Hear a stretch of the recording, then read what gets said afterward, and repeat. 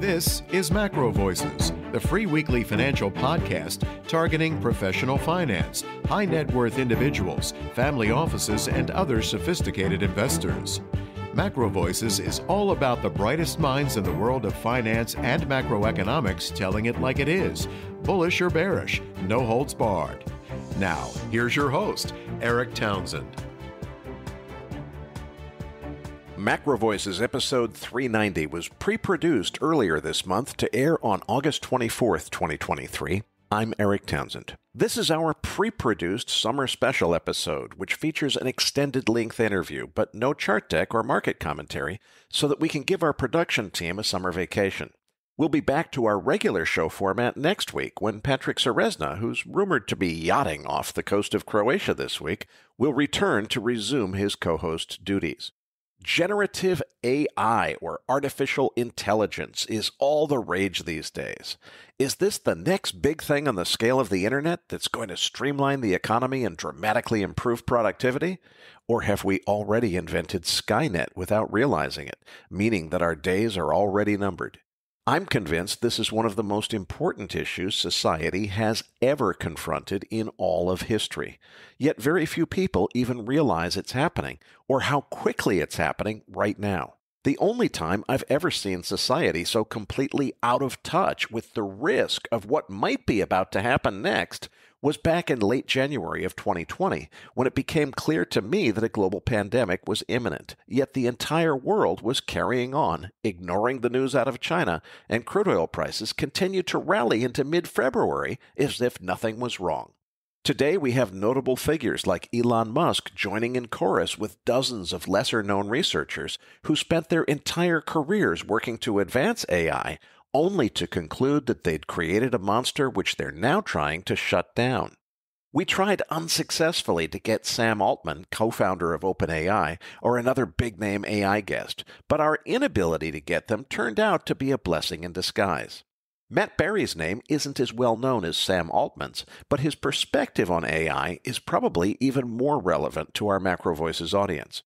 Matt has a software engineering background and is founder and CEO of Freelancer.com, the internet's biggest marketplace for freelancers.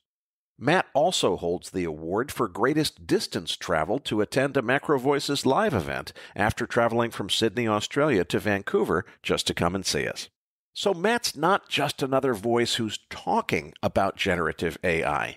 He's spent the last several months rolling up his sleeves and actually integrating ChatGPT with other software systems and testing the limits of its capabilities. And he's been keeping a detailed diary of his findings along the way, which is linked in your Research Roundup email. The interview you'll hear today was recorded several weeks ago, but Matt's latest findings are all in his write-up, which is linked in your Research Roundup. In this year's MacroVoices Summer Special, Matt and I will take a deep dive on all things AI, including both the good news about what AI could mean for the economy and also the risk that AI could evolve to do more harm than good to humanity. That interview is coming up next, right here at MacroVoices.com.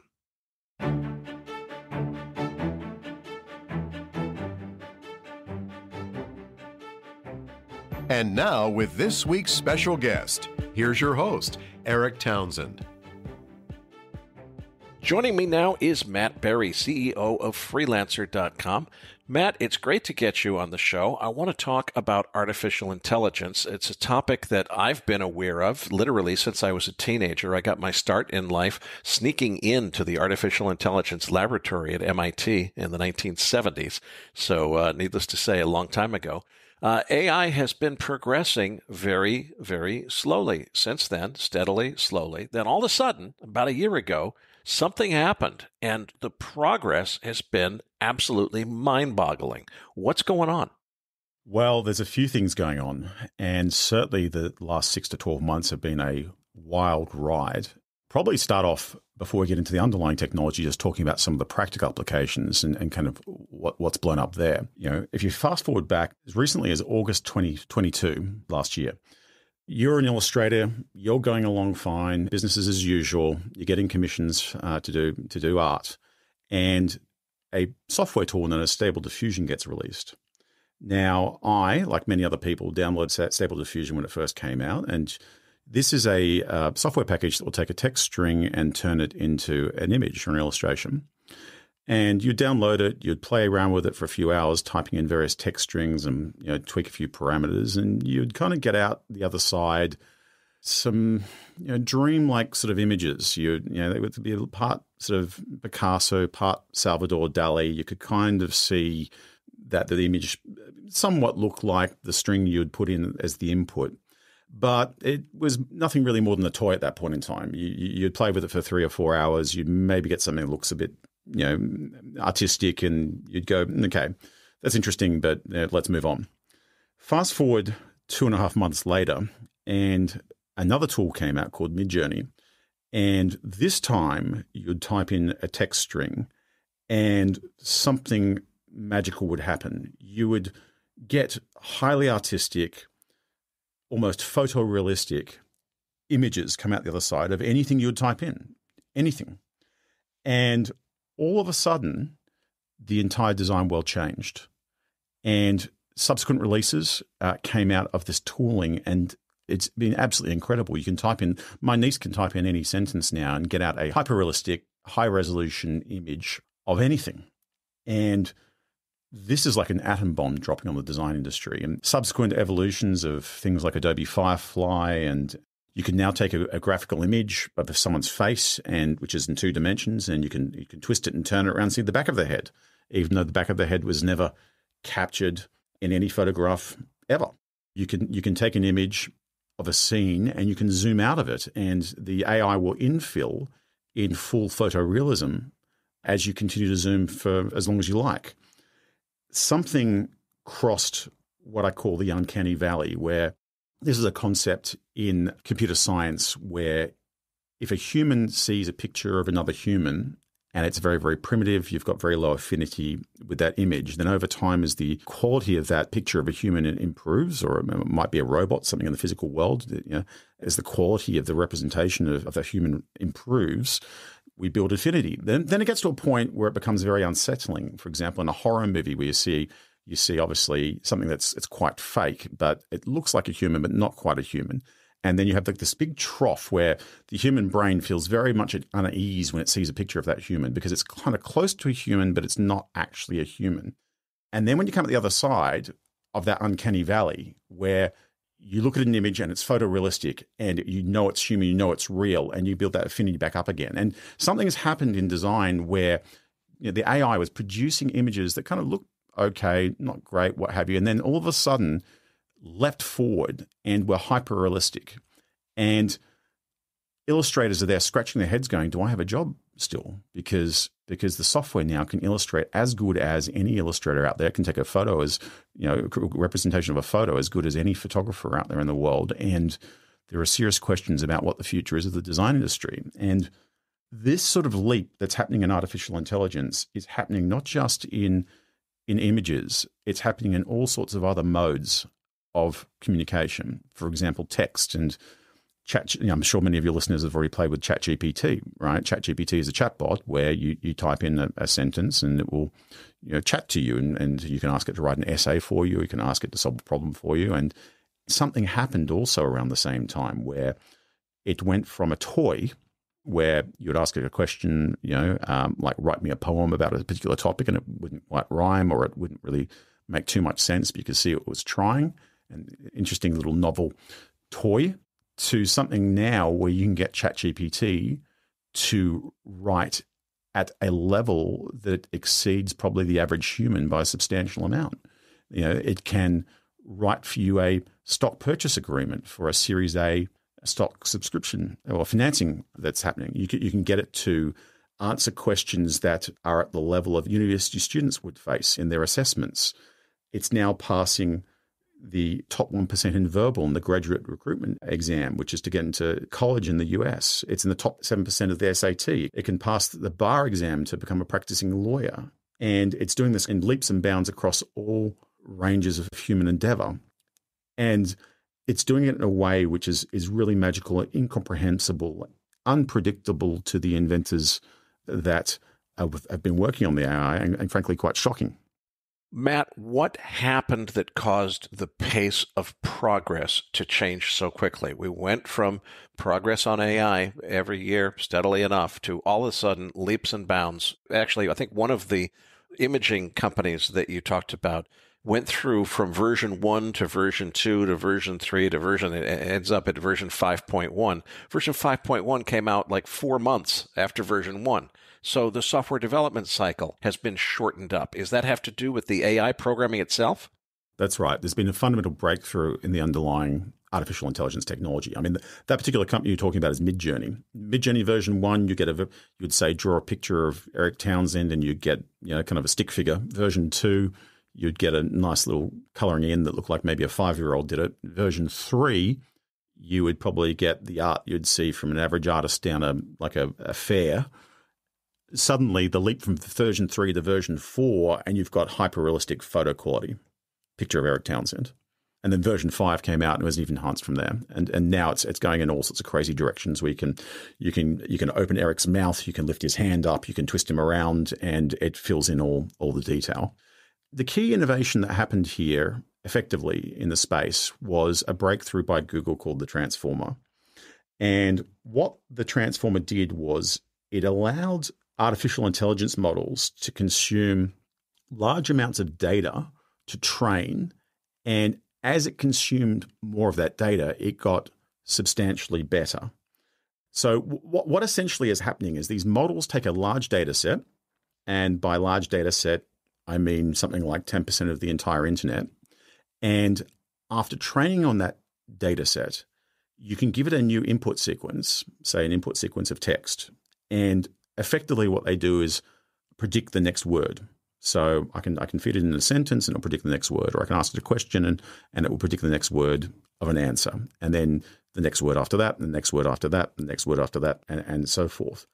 But something really magical and incomprehensible has all of a sudden happened, at least to humans, because as you increase the model scale, and by that I mean the size of the training data, the number of parameters you've put in the model, and so forth, it's suddenly leaping forward in a level of quality and sophistication of the output that is not predicted by the human mind in terms of thinking in a linear progress. So you see an image, it looks like a stick figure. You see an image, it looks like a primitive painting.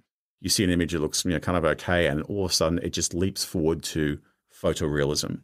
The same thing with ChatGPT. The earlier models of ChatGPT, you would ask it questions. It was like you'd expect talking to a computer program. You get a response. It was not great. It didn't really reply as you'd expect a human to. And then all of a sudden, it leapt forward to being able to pass the GRE in the top 1% of verbal. It leapt forward all of a sudden to be able to write any document on any topic, any essay on any topic perfectly. Listeners, Matt has put together a write-up describing his own research and experimentation with AI tools. We've got the download link in your Research Roundup email. I highly recommend that you download it. Matt, one of the things that I found most fascinating when I read this is that you describe, I don't remember which one of these products it was, but it's something along the lines of the drawing the pictures. And you go from the stick figure to the okay picture, to the pretty good picture, and eventually you get to the really good picture. Okay, it's pretty easy to understand. The goal of this thing is it's drawing pictures, and over time it gets better at drawing pictures. That all makes sense. What I was fascinated by is if you're giving it the instructions, you're telling it how to draw pictures in English. It only knows how to speak English. But at some point, you get to version 5 or something where it's drawing really good pictures, and all of a sudden, it speaks fluent Arabic, and you can tell it to draw pictures in other languages, and it knows what you're talking about. What the heck is going on? Well, the actual researchers who are developing this technology don't know. They didn't expect these emergent abilities. They didn't predict them, and they certainly at this point are throwing their hands up in the air in terms of describing how they're emerging. I mean, what's happening is that as you increase the model scale, so you increase the amount of training data you feed in, the number of parameters. So, for example, ChatGPT, or the underlying model GPT, went from 1 billion parameters to 175 billion parameters to 1 trillion parameters. So there's big step ups in terms of order of magnitude. But as those steps up in orders of magnitude happen in terms of the model, the model starts to do some things that you don't expect. So, for example, you give it this huge training corpus of English language text off the internet.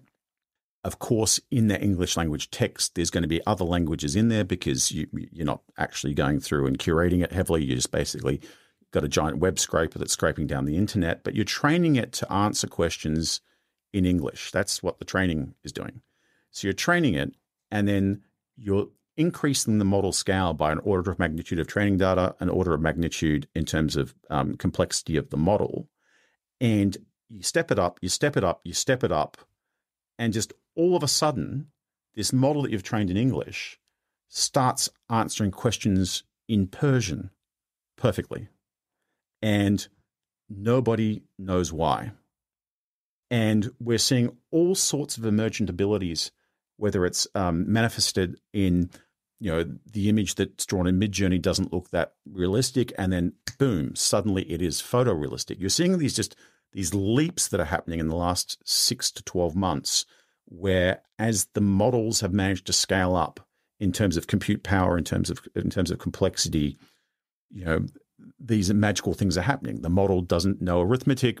ChatGPT can't do math. All of a sudden, it's solving university math level problems. And possibly what is going on there as an explanation is similar to what happens in the human brain when the human brain learns things, right? That some sort of symbolic system is building in terms of these models. Because effectively all these models is they're giant matrix multiplications. I think one of the inventors of RLHF, which is reinforcement learning for human feedback, which is basically the AI outputs a few answers and a human will come along and fine tune it by saying that answer is better than that answer, et cetera, and so forth. And you've got these big, farms of effectively freelancers now that are looking at the output of these models saying left is better than right, left is better than right, right's better than left, et cetera, and so forth. And that it's surprisingly effective. But the inventor of that particular technology used to train and do the fine tuning of the models, such as OpenAI models, said that, effectively what's happening in these AIs is you've got, giant matrices of numbers. You're applying a non-linearity. You're then multiplying by another giant matrix of numbers. And you're doing that over and over again, maybe 150 times, and you get an output. But you don't really know what's happening in each of those matrix multiplications. You can make a guess of kind of what's happening, but you actually don't know what's happening when it's training on all this data. You don't know what's going on under the hood. But what might be going on under the hood is kind of what happens in the human brain when the human brain learns something. So for example, when you learn to drive a car, as a human, you've got a bunch of sensors that you're using to kind of train yourself to drive the car. You've got an instructor maybe talking to you in audio. You've got what your eyes see in terms of the images that are in front of you of the road, and there's maybe a car approaching and there's an obstacle on the left or a sign saying slow down or speed up or turn left, etc. So you've got the visual input, you've got the audio input, you've got the tactile input if you're holding the wheel and your foot in the accelerator and so forth. When you're learning to drive a car, at the very early stages, it's a very conscious decision. You're very much thinking and overcorrecting and you're kind of training yourself. If I jerk the wheel too much to the left, the car moves a bit too much left. Oh my God, I've got to turn it back to the right again, et cetera, and so forth. But as you get enough training data, the instructor's talking to you for a while, you're getting experience on the road, you're getting your hours up. What actually happens at some point is when you think about turning left, you just end up turning left. You're not thinking actively, I've got to move my hand 2 centimeters down left and spin something or other and put my foot in the brake or the pedal or what have you. It just kind of happens. And maybe what's kind of happening in these models is they're just so big in terms of the number of parameters, and they've seen so much data that somewhere hidden away in those matrix multiplications, abilities are forming. The model somehow in the training is figuring out what turning left means, what turning right means, the very nature and the very structure of the world around it, And it turns out, and at least the theory right now with some of the inventors of this technology, such as Ilya Sutskever, who's one of the chief scientists of OpenAI, is it turns out that in order to predict the next word in a sentence reliably well and convincingly well, you actually have to know a lot about the actual world itself, more than just parsing text and parsing English. You have to kind of know what people are thinking in a room, how they feel about certain things, the physics of the world and the room, etc., and so forth, right? Otherwise, you can't get a convincingly good output. If I ask a question, for example, how do I balance a laptop and 9 eggs, a nail, and a bottle, right? You get gobbledygook answer unless you kind of know something about the underlying physics of the situation. If I want to get it to write a fiction story about 2 characters talking to each other, or I think I sat down with you over lunch once and we talked about let's get a fictional interview of you talking to the Russian foreign minister and doing a fictional interview on MacroVoices, right? In order to have a conversation that looks convincingly real, produced from the models, it's got to know about the world. It's got to know how you would think about a response that the Russian foreign minister gave you. You'd have to think about the biases that might be in his head in terms of how he would respond to a question that you would ask, et cetera, and so forth. And what's being theorized here is that these models, even though they've got ostensibly a very, very simple task, predict the next word, predict the next pixel to draw on a scene, et cetera, and so forth, what's actually happening is they're developing these trillion parameter models. They're developing a very, very, very good understanding of the world that they're in, the environment, the physics, the thoughts, the theory of mind, how someone feels, what they think, et cetera, and so forth. And as a result, because of the scale, this is kind of just emerging, and these little bits and pieces are kind of emerging, the ability to do arithmetic, the ability to speak in Persian, the ability to, to understand how the very nature of illustration works, not cutting and pasting images together, but the actual theory of illustration. And that is really surprising people. It's surprising not just the consumers that are using the tools in terms of the quality of the output, it's surprising the actual developers of the tools who can't explain how these models are working. It's just that at a certain scale, they're crossing the uncanny valley and you're being convinced you're talking to a human. You're being convinced you're seeing a photograph. You're being convinced that deep fake of Tom Cruise is actually Tom Cruise in a video and not a fake. And that's what's happening in the last 6-12 months. And it's been doing it at an incredible pace. And there's been a few things that have kind of really driven that. One is obviously the ability to scrape down these models at scale, large investments that kicked off OpenAI from Microsoft, obviously $100 million before that with Elon Musk. Because these models take a huge amount of money to train. I think it's been estimated that a training run of GPT-4 takes $100 million to actually go through the training. To train the Tesla car to drive takes 70,000 GPU hours of training on very, very high-end array of processors, right?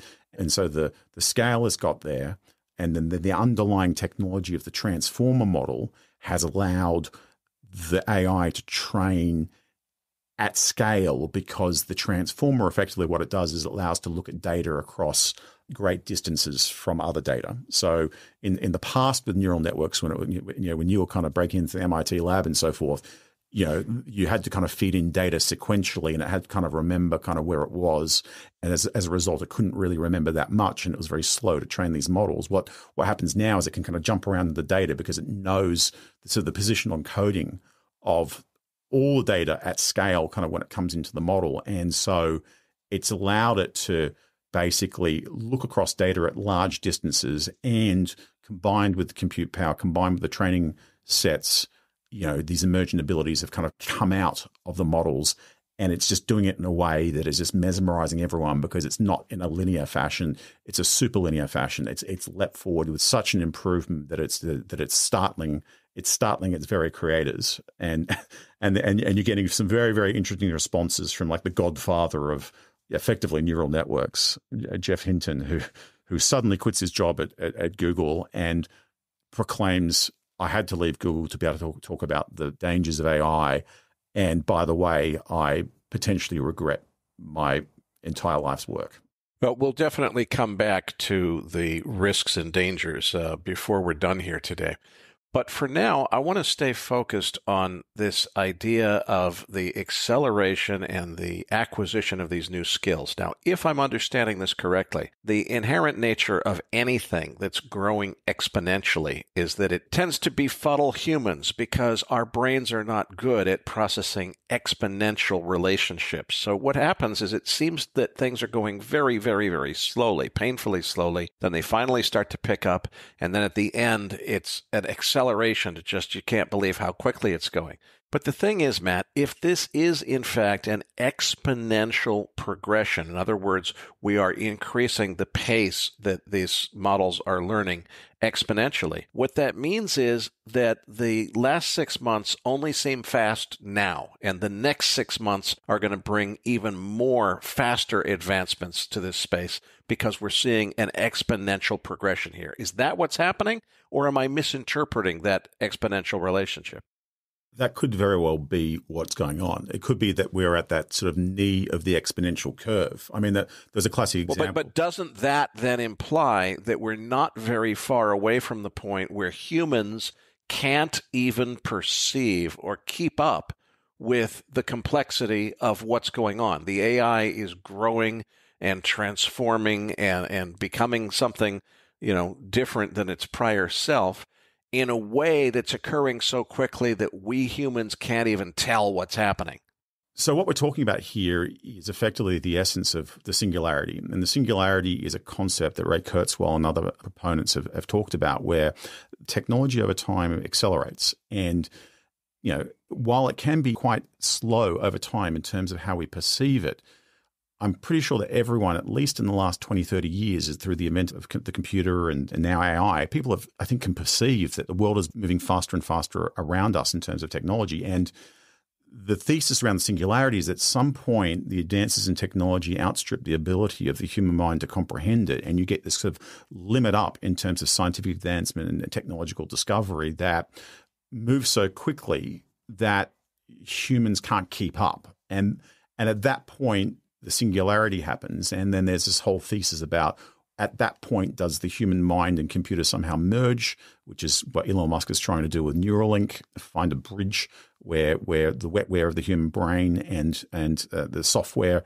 and the hardware of computer technology can come together. And so that through that singularity, we kind of merge together as one, or will it end up as something else, some other sort of scenario where perhaps we're like the primitive fungus and humans suddenly come along and all of a sudden we're exterminated simply because that we're irrelevant in terms of the ability for us to interact in this new technological enlightenment.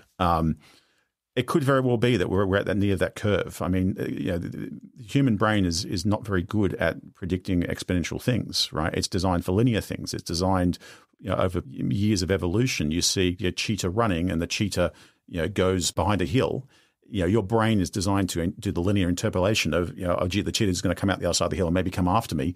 I should do something, right? It's not designed to predict things that are exponential in nature. I mean, there was a classic example of Craig Venter when he was doing the Human Genome Project, which was, sequence the human genome, which was at the time was thought to be impossible. He was many, many, many, many years into that project. I think it was about a decade into like a 15-year project, or 13 or 14 years into a 15-year project, where he'd only sequenced 1% of the human genome. And everyone said this whole project is going to fail. But it went from 1% to 2 to 4 to 8 to 16, 32, 64, and boom, it happened so quickly, and it was successfully achieved. But people didn't see it coming even well into that particular program. So it could very well be that this is what is happening with crossing the uncanny valley here with technology, is this just that we've got to a certain amount of complexity and scale in the ability of these technologies to train, and they've done so in exponential leaps. And as a result, we're now going through that knee where, wow, it suddenly goes from what we predict, the output to be to, geez, I don't know what's going on anymore. And we could be heading very much into that sort of exponential explosion. I don't know. Now, there are natural limits. There are some things that might limit this ability to continue for a lot longer. One is, how much data is there publicly on the internet. I believe GPT-4 sucks down about 10% of the public data on the internet. So when it gets to 100% of the public data of the internet, where does it go next? Now, obviously, there are many other data sources that haven't been tapped into. There's private data sources. I mean, when you listen to the interviews for OpenAI, in addition to the web scrapers, they've also licensed a lot of private data sets. There are also a lot of data sets that haven't been tapped into yet. In other modalities, we haven't looked at video content, for example, in terms of training GPT. They're only now looking at image content. There was a pretty amazing demonstration of that where one of the founders of OpenAI scribbled down on a piece of paper a picture of a website he would like to design, just in pen and paper.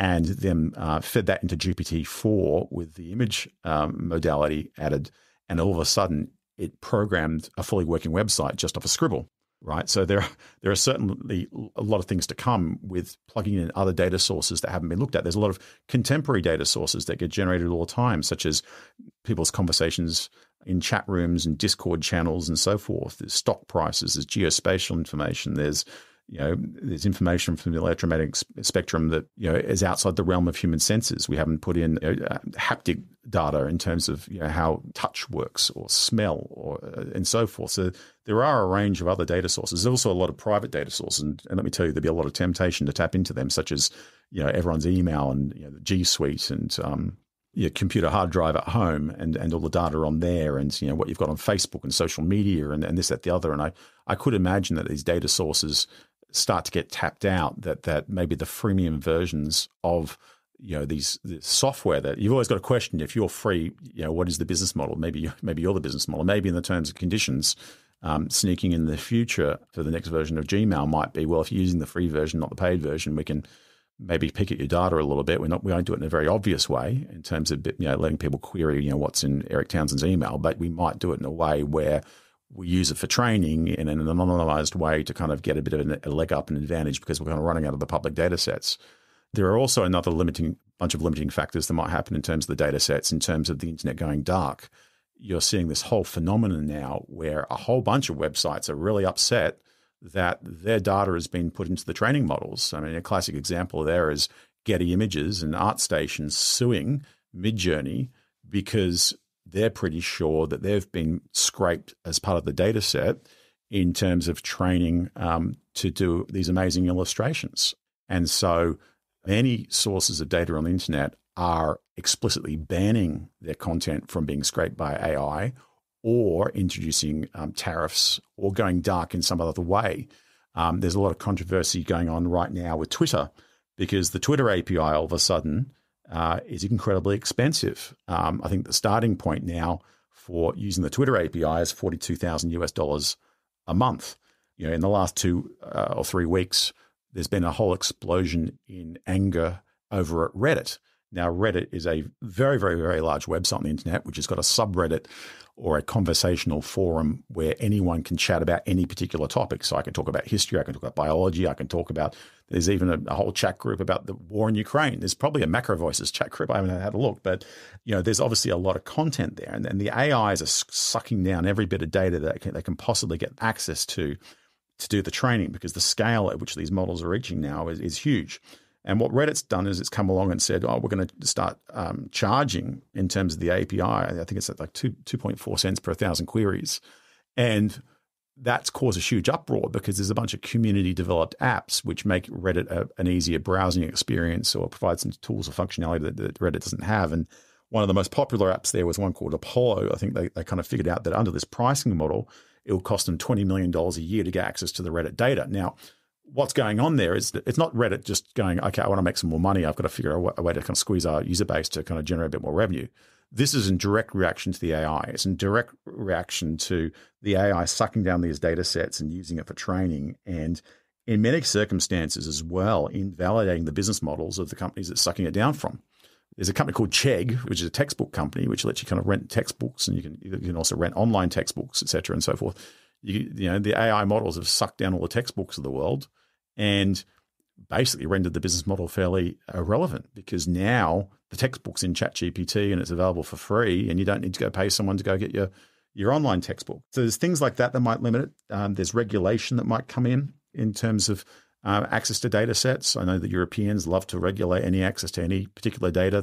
They may start passing legislation. You've got Sam Altman from OpenAI doing a world tour, kind of on par with Elton John's Farewell Yellow Brick Road, with every country in the world, saying that we should need to regulate this like we do with nuclear energy with the IAEA and so on. So there are things that might regulate this exponential explosion, not the least to say, do we have enough data set capability and GPUs from NVIDIA in order to actually facilitate.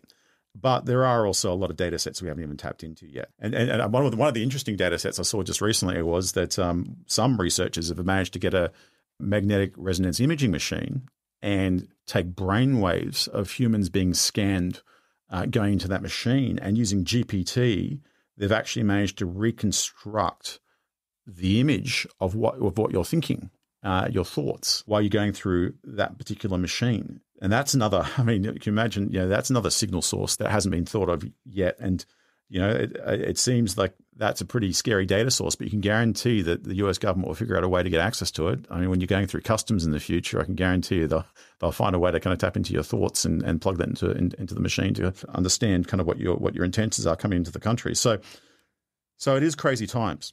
But they'll be doing it for the common good. Of course, for the common good. Always for the common good.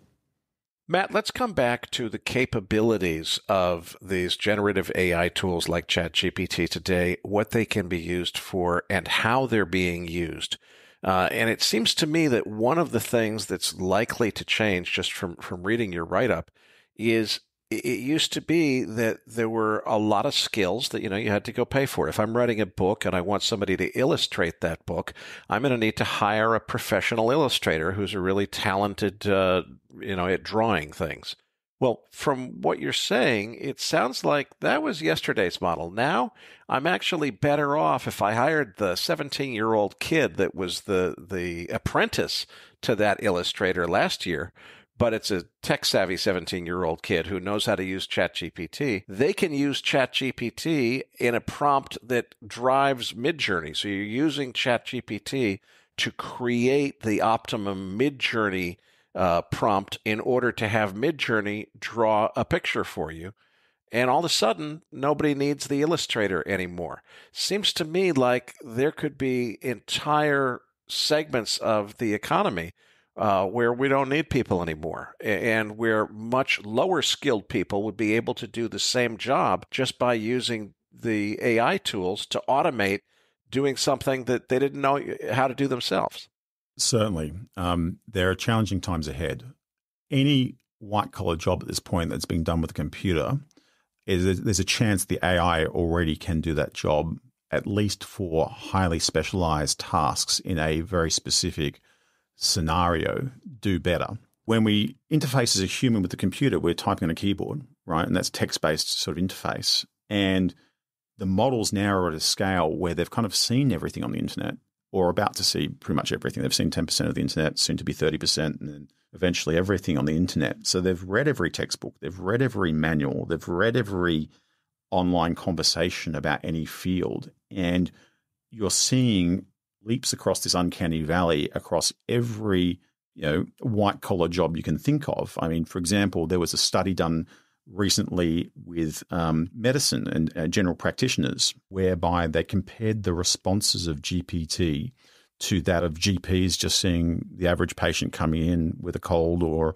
depression or a problem. And what they found was that in 79% of the time, that humans preferred the AI response to a human response because they were 4 times longer, 4 times better, and 10 times more empathetic. So it's certainly very, very interesting times whereby the AI can do very, very, very, very sophisticated tasks very, very easily. In fact, the more complicated the task you give it, the better it gets. I think if you think about the illustrator example, there's a poor guy by the name of Greg Rutkowski, and he's a Polish illustrator. He's very, very top tier 1 globally renowned illustrator. He designs the cover art for Dungeons and Dragons and the Magic the Gathering and so forth. He's very popular amongst the geeks because of all the kind of the art he does for the games that the geeks play. And this guy's work is phenomenally good. It's absolutely incredible. He spends 20 to 40 hours doing an illustration, and the work is just beautiful. It's vivid. It's very fantasy orientated. It's really, you get an emotional connection when you look at his artwork, right? What happened is this guy was going along, living his normal life, and all of a sudden he just exploded on the internet. And the reason why he exploded on the internet is because a bunch of people put in his name as one of the default keywords to use when getting illustrations, simply because his artwork is great. And these models, they're not cut and pasting his art. They've actually figured out to draw like Greg. They've actually figured out the nature of drawing, how it works, a compressed representation of how the artistic process works and how to develop an image and how to set a scene and how to do the layout and how to make it look great and evoke emotional reaction. And all of a sudden, his name was the default keyword in the software tooling. And you go to Lexica, which is like a big database of AI-produced images, and of the 10 million images, all of a sudden 93,000 of them were works of art by Greg that he'd never done, but looked like he could have done them, right? And this poor chap has been interviewed all over the internet in terms of how he feels about it. Initially, it was like, wow, okay, what's going on here? And now he's just genuinely fearful. Now, I think for Greg himself, I think he'll be secure because he's blown up now and everyone knows him, and he's got very, very, very high-end clients that will continue to pay him to do his job. But imagine that you are a lesser-known Greg. You spent years at the craft of illustration. You've painstakingly figured it all out. You've developed your own style, your own unique way in which you do things. And then all of a sudden, I can come along, Matt Barrie, and type in a sentence into Midjourney in the style of Greg or in the style of Eric or whoever it is, and it does it in seconds, and it's perfect. And in my write-up, I've got an example of one of Greg's images and one of my images, and Greg spent 20 to 40 hours doing his image. I spent 3 seconds, right?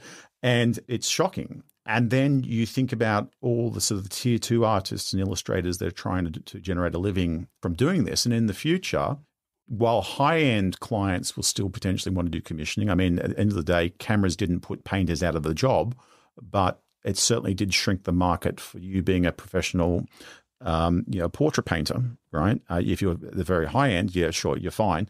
But if, the everyday, family doesn't really get a portrait painted that often anymore. It really could be challenging because companies and businesses that do these commissions probably won't be prepared to pay for 20 to 40 hours worth of work to produce that commission, particularly when someone can just sit down on the keyboard. And as you say, maybe a junior doesn't. Maybe it's a junior who hasn't spent 10, 20 years learning to be an illustrator, but they've got a good eye and they know how to communicate in the realm of design and they kind of know what they want, and they can sit down at the keyboard and they can type it in and get a result. Or you can use a freelancer, for example, for my website, and you can say, this is kind of what I want. You know how to use the tools and drive them, give me a response. And, that work can be produced in a couple of hours maybe, or a couple of minutes, as opposed to a week. And so then the expectation is that rather than paying for a week's worth of work, I expect to pay substantially lower.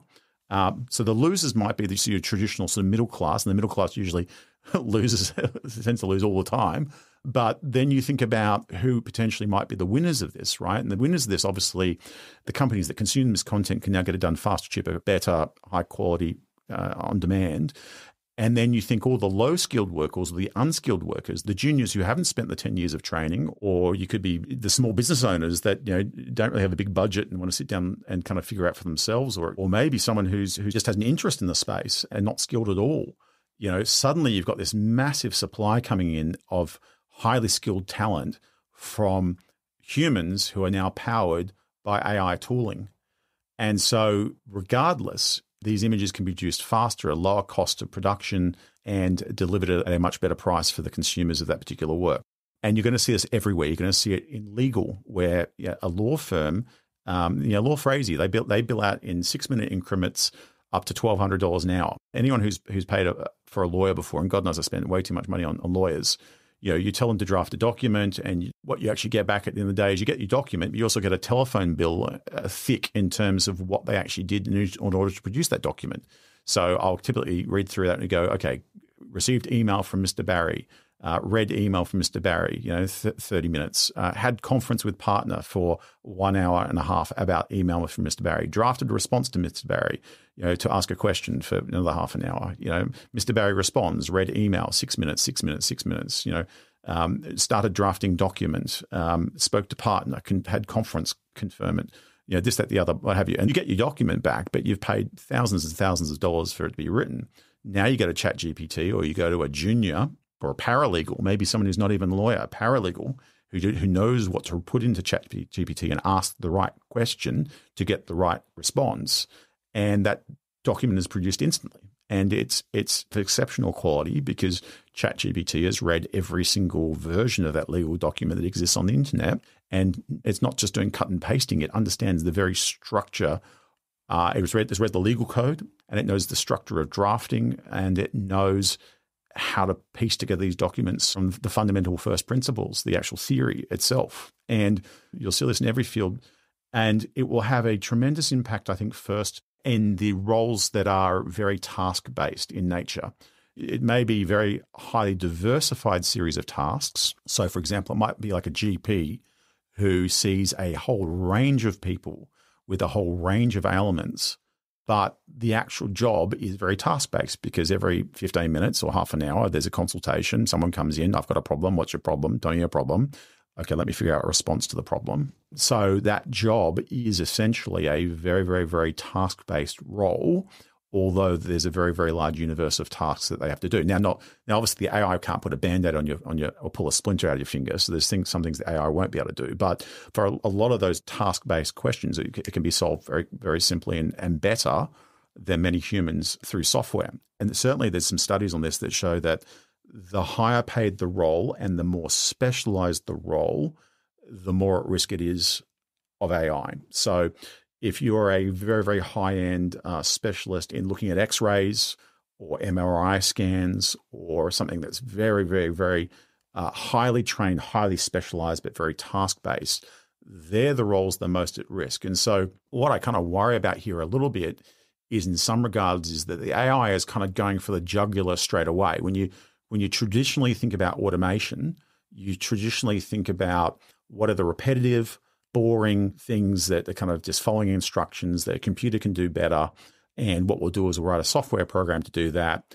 And we'll keep the really high-end, specialized, creative, hard things that are hard problems traditionally in computer science for the human to do. And software, you've been a software guy for a long time. And that's what software tooling's been doing for the last decade or two or three, right? It's just finding the boring, easy, low, workflow automation stuff and taking that away from humans, and humans focus on the really value add stuff.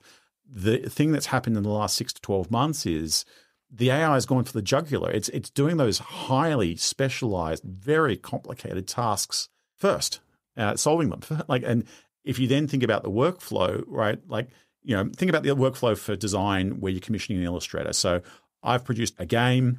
I want to have a really good illustration of a dragon on the front of the game, but the illustration, I've still got a post process. I've got to take the illustration that's commissioned from the illustrator. I've got to Photoshop it into a product packaging. I then need to take that product packaging. I need to then set it up for the printer so it prints properly onto a box. And so the illustration work is the really complex, specialized, hard work to do that takes a decade or more of training in order to produce a great outcome. Taking that and then photoshopping it into a product packaging, well, that's substantially easier. I've got a title and some text and put some instructions, et cetera, and so forth. But that's an easier job to do. Like a less skilled designer can do that job. And then ultimately to set it up for print, well, maybe it's not a designer at all that's doing that. Maybe it's just a technician that's coming in going, okay, I've got your PDF file now. I'm just going to put the bleed and the margins in and just, it's more of a technician sort of job, right? You would normally think automation would go the other way around. The automation would be around setting up the PDF for print and getting the bleed right, because that's a boring, automated, very easy to understand, rules-based sort of job. And then the next bit to automate might be kind of automatic positioning of a title in a box and this, that, the other. And the illustration's the last thing you'll be able to automate. It's the other way around now. It's the really highly specialized, complex stuff the AI is solving. And so, in some ways, it kind of reminds me of a joke that was told I once did a executive education course at Stanford University, and they gave a story about a computer company in the US. I think they used the Compaq or something like that as an example. I don't know if it's a true story or not, but it's certainly an interesting tale or joke. And then there was a Taiwanese manufacturer of computers that was coming in, the new upstart. And the story goes along the lines of the US computer companies going along and they're producing computers, and they're a full stack computer company. They're making the chips, they're making the motherboard, they're making the firmware, they're making the software, they're doing the applications, they're putting it in a box, they're doing the marketing, and they're selling it to Best Buy, right? And they're selling to other distributors who are selling computers, right? And the Taiwanese manufacturer comes along and says, well, we're really efficient in Taiwan. We make chips really well. We've got the most advanced semiconductor lithography plants. We can make any chip you want, and we can do it 20% cheaper, right? So get us to make the chips. We'll do the chips 20% cheaper. And so the computer company goes, that makes a lot of sense. They get the Taiwanese company to do the chips 20% cheaper. And And then the Taiwanese company comes back and says, why are you making motherboards? Like it's complicated, it's hardware, whatever. You don't need to do that. We've got great electronics experts and layout, and we understand how to do hardware design. Get us to do it 20% cheaper. We'll do it 20% cheaper. So then the US computer company says, no problem, we'll get you to the motherboards, etc. Then the Taiwanese company comes back and says, okay, why are you even getting in hardware at all? You're putting these motherboards in a box and this, that, the other. Let us do all of that. You focus on the software and the firmware and so forth and the applications, and let us do all the hardware. We'll ship you the machines in the boxes, and you just load your software in and you sell it, and we'll do it 20% cheaper. And so the US computer company does that. And then the Taiwanese company comes in and goes, why are you doing any software? Why are you doing any product at all? We can do all the software. We can do the hardware. We'll put it in the box for you. We'll ship it to you. You just focus on sales and marketing. You just sell the thing. We'll produce the whole thing. We'll do it 20% cheaper. And so the US company says, yep, no problem. We'll do that. And next thing you know, the Taiwanese company goes to Best Buy and says, why the hell are you buying this computer off this US company? We'll sell to you 20% cheaper, right? And it kind of feels that this is kind of where AI is going with humans, in that it's solving super complicated tasks now. And that's the core competency that humans kind of have. And then over time, the rest of the workflow will it's complicated. It will kind of get figured out, right? In the short term, it's going to be amazing. In the short term, you have all these superpowered tools to make your life easy. It's all great. I'll be super productive as a designer. I'll be super productive in the design team, et cetera, and so on. I can be completely unskilled. I can use the tools. It's all great, et cetera, and so on. But where do we get to in 5, 10, 20 years from now, right? It's going to be a wild ride. Matt, let's talk a little bit more about what will punctuate that wild ride, because it seems to me that we're headed towards some pretty big disruptions here. If you are that Illustrator guy, you're probably in big trouble, because there's going to be a lot of competition from illustrators in Pakistan and every place else who can illustrate just as well as you can and can do it much cheaper.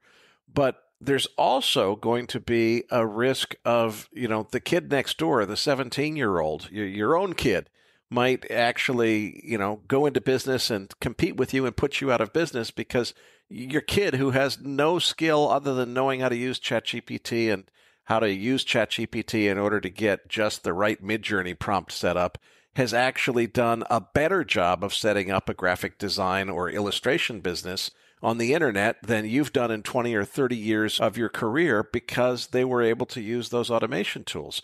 So there's human winners and losers, I think. What do you see in terms of where this is going and what it's going to mean for markets and the economy in terms of who those winners and losers are going to be? Well, I mean, your example of Pakistani freelancers, we're seeing that directly. We've got a contest functionality on freelancer.com where you can crowdsource work. So you can put in some money and then people can compete for the prize. And these contests range from very, very simple, where you put in $10 and get me a logo, and then people compete to develop a logo, right up to $10 million. We've got a job right now with the National Institute of Health and NASA for gene editing in the central nervous system of humans, where all the world's top researchers are competing in order to kind of win the prize. Now, in terms of the design end and what's happening with the design tools with AI, it's incredible, because in the last couple of years, there's just massive liquidity coming into these contests, and you put $10 to get a logo designed or a basic image or an illustration, you'll get hundreds of people competing for that $10. But the second that Midjourney came out, all the freelancers literally upgraded their powers.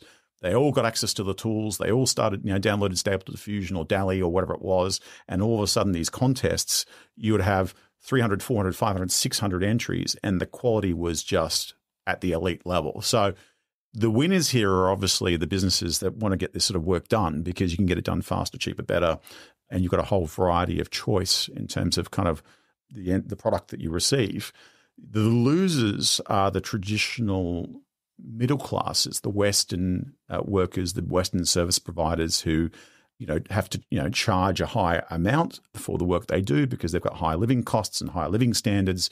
The people at the top end, the elite, in the field of design, they've got a choice, right? And it's kind of, in some ways, a little bit of a sad and unfortunate choice. The sad, unfortunate choice is they've got to change the nature of what they do. They probably won't be able to sit and take the luxury of 20 to 40 hours doing illustration anymore. But as knowledgeable as they are in terms of the industry itself and the participants and the companies that commission the work, etc., if they choose to adapt and turn the model on its head and take advantage of the AI tooling or take advantage of having lower cost, less skilled workers, maybe with an eye for design, but not the skills to do design, and hire them into their team to drive the tooling rather than expensive illustrators, they'll probably do it exceedingly well. They'll probably be the big winners, but there won't be very many of them at that sort of level. But they will also have to dramatically change the nature of how they do their work. The other winners will be the great unskilled labor that's out there. Maybe it's someone who's just stumbled along to freelancer.com for the first time, seen a design contest, has no idea how to do an illustration, but reads some of our intro onboarding information about here are some great AI tools that can get you going, downloads the software package, and 5 minutes later is producing designs at the elite level and very happy to make $10 doing that because that's pays for more than the day's work, and that only took them 5 minutes to kind of figure that all out. I think it's going to be challenging for the middle class in the future, and this is really just an extension of kind of what's been happening with technology and the internet for the last decade or two. I think Tom Friedman, when he wrote The World is Flat, said we're in a hyper-connected world now. The days of being average are over. You need to bring something else to the table. And he wasn't talking about AI competing against you. He was talking about AI competing against you, artificial intelligence, or other humans. The fact that the world is hot, flat, and crowded, and there are a lot of people in emerging markets that are going online that want your job because they want to raise their living standards and they want to generate a higher level of income. And through the internet and with computers, they can do so. And because the internet is very much a meritocracy, you can lift your earnings rate very quickly to compete with Western workers to an extent because the quality of the work is very, very good. Although what it's doing is it's obviously keeping a cap on Western wages and the ability of Western wages to grow with all the competition that's coming in. But now with AI, it's doing it at a scale that is incredible and instant, and it's going to be very interesting to see where it goes. Now, there are things, while there are a lot of emergent abilities coming out of the AI, like it's learning how to do arithmetic, it's learning how to do hyper-realistic drawings, it's learning how to do photography, it's learning how to write legal documents, it's learning how to do accounting really well, all that sort of stuff. There are some things that it's not doing, and it does struggle with creativity. It does struggle with higher order forms of human expression and thought. If I try and get it to create a joke, it just creates dad jokes. It hasn't got the ability yet to figure out how to make a joke funny, right? And so, for example, if I wanted to do an advertising campaign on TV, ChatGPT probably would do a pretty terrible job right now in making a hit advertising campaign, which creates an emotional connection to the brand and takes off virally. It's not there yet. Now, that may emerge with model scale. It may emerge with going from 1 trillion parameters in the model to 10 trillion or 100 trillion. Maybe at some point it understands, heart and soul and humor and the various aspects of humor, deadpan humor and being sarcastic and so forth. Maybe all that sort of stuff will start to emerge. But for now, I think what's going to have to necessarily happen is every job function is going to have to go up the stack. So, your designer is now going to stop being on the tools, pushing pixels around the screen as an illustrator. They've got to be more of a cinematographer saying, here's how I want the scene to be, or they've got to be a director, or they've got to be a producer of the scene. Likewise, software developers. I gave a whole talk to my company only a few weeks ago where I said, I think there's a good chance in 12 months from now that software developers won't be writing code anymore. We don't write in assembly language anymore and binary and punch cards. We write in a higher level language like Python or PHP or whatever it may be in order to get things done more productively. And computer software is even better structured, more well structured than the English language. And that in 12 months from now, it would make sense looking at what's happened in design and what's happening in other areas in leaps and bounds. And certainly 1 week in AI is like one year in any other field, that it could very well be that very soon the software will write software better than humans will. And you will be more of like a product manager. You will say, I want an app. I want it to do these things from a specification standpoint. Build it for me. Make sure it works cross-platform. Now, I want you to modify it in such a way that it takes into account this new set of APIs that Apple has come out with. Now refactor it to do the following. Maybe then create a marketing campaign for me to go around it, or whatever it may be. But you're probably not in 12 months from now, or increasingly not, or very rapidly not going to be on the tools writing code. So, obviously running freelancer, I think about this as really the AI is a superpowered human. It's a superpowered freelancer, right? Or it's allowing freelancers to become superpowered and super skilled, right? And if I think about, the evolution of Western graphic designers, just because we've been on this sort of allegory for a while, when I was graduating from university back in the mid-90s, early 90s, every graphic designer I knew in the Western world, at least in Australia, where I'm from, their bread and butter hustle was, I will design a logo for you and it will be $2,000 and you get 3 to 6 designs, and that would be how they would kind of win business. And then after they would get that work done, they would say, let me do business cards for you and let me do a stationery package for you, and that would be a few $1,000s. And then from there, it would evolve into other, let me work on your product design and this, that, the other, right? That stopped happening decades ago, right? Graphic designers today in 2023 in the Western world don't really hustle for logos and business cards and so forth. That it's very well known. You can get that done online. Someone in Pakistan or India can do that for you. For $10, you'll get 300 different outcomes. That's fine. What do graphic designers do now? Ironically, Western graphic designers and Western software developers, they're the biggest users of freelancers as power users, because what they're doing is they've moved up the stack. So they're not doing logo design anymore. They're building apps, they're building websites, they're building businesses. They're entrepreneurs, because that's a very creative endeavor that requires a much higher level of thinking and thought. They're getting freelancers to kind of do the logos, do the software. The graphic designer is getting the programming done by a freelancer because they can't program, but they're driving the creative. Or it might be a Western software developer that's getting all the design done with freelancers because they don't know the design aspect, but they know what business they want to build and they can do the programming, right? And the AI is really leaping that up another level or two, where the AI, or at least AI-powered freelancers, and that freelancer might be more of like your paralegal rather than your lawyer. It might be a much lower skilled person driving the tools who knows how to drive the tools. And ironically, the best thing you can do in this world is know the nomenclature and the theory of the profession in which you're trying to get an outcome from the AI. So, all the guides that are flying around now on how to use Midjourney are explaining the difference between a 75mm lens and a 200mm telephoto lens. They're explaining what a circular polarizing filter does. They're explaining what color gradient does. They're explaining how to set up a scene, what knolling is. It's a view from above with a creative arrangement of objects, which creates a beautiful pattern for a photograph, right? So AI is really taking that a few leaps forward, where maybe now you're not the app programming and what we think is the mainstay of design, that's no longer done by humans, or it's done by AI tooling driven by freelancers or paralegal type people. And instead, the Western graphic designer and the Western software developer has moved up the stack to be a product manager, the business owner, the entrepreneur. And maybe the job you get posted on in the tooling or on Freelancer is simply something along the lines of, I want to build a business. My business is Uber for pets. I want an app. I want a website. I want a marketing campaign to launch it. And that's your project. That's your brief.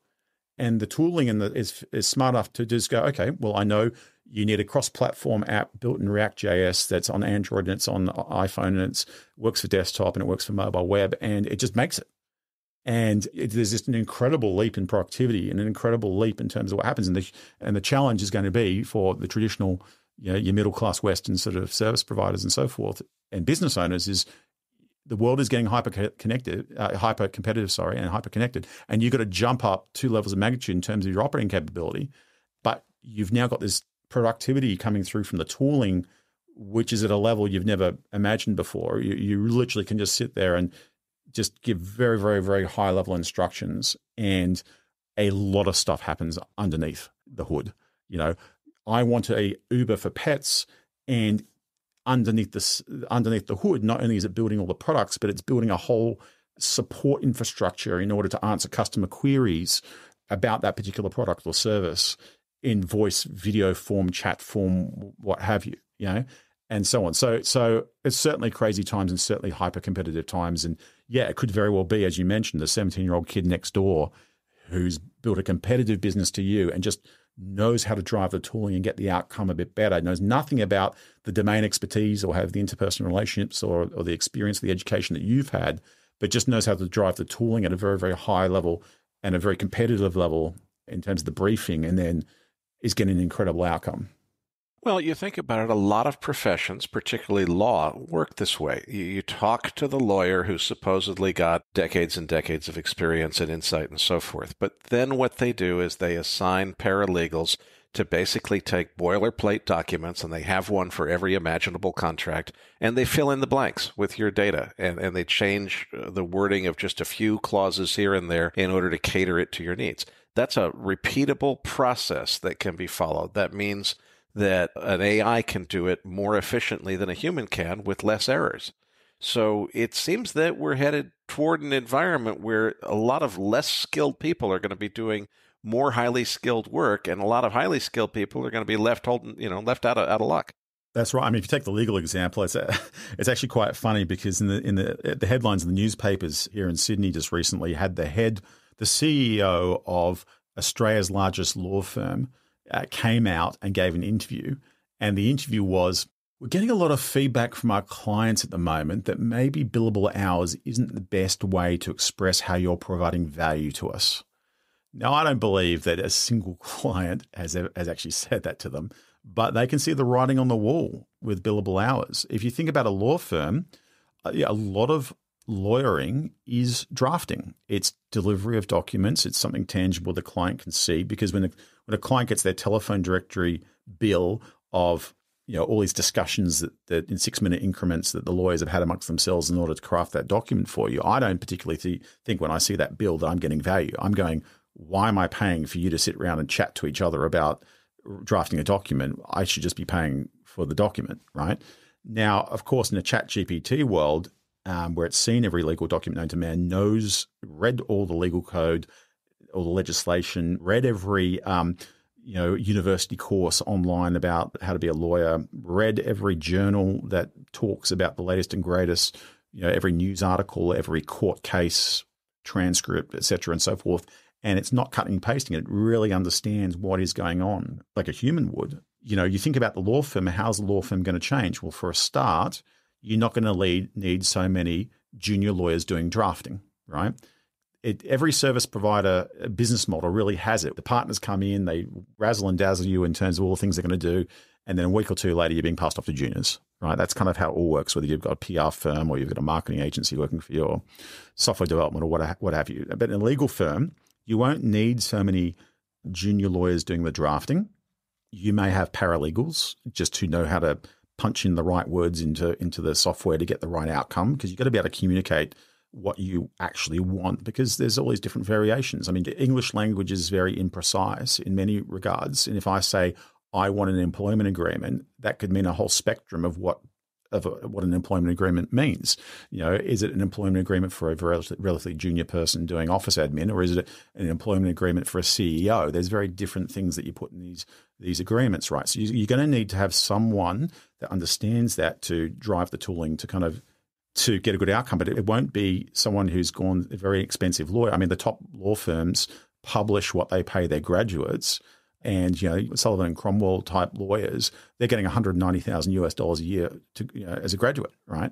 Extremely expensive. And then they get hired and they've got to do 1,850 minimum billable hours a year, or you get fired, right? You won't need so many of these $190,000 a year lawyers. You can probably hire someone on $45,000 a year that's done significantly less training, or maybe someone through the internet. You've got someone in India do it through my website or what have you. You're paying them $10,000 a year, right? Now, the winners are going to be the people at the top of the law firm, the partners at the top of the law firm. You'll have less costs because you'll have less people working for you. You may even be significantly more productive because your sales now, in terms of how you find new clients, that's going to be AI powered. So you may have a lower cost in terms of expenses. You may have increased growth if you really harness the internet and AI to grow the business.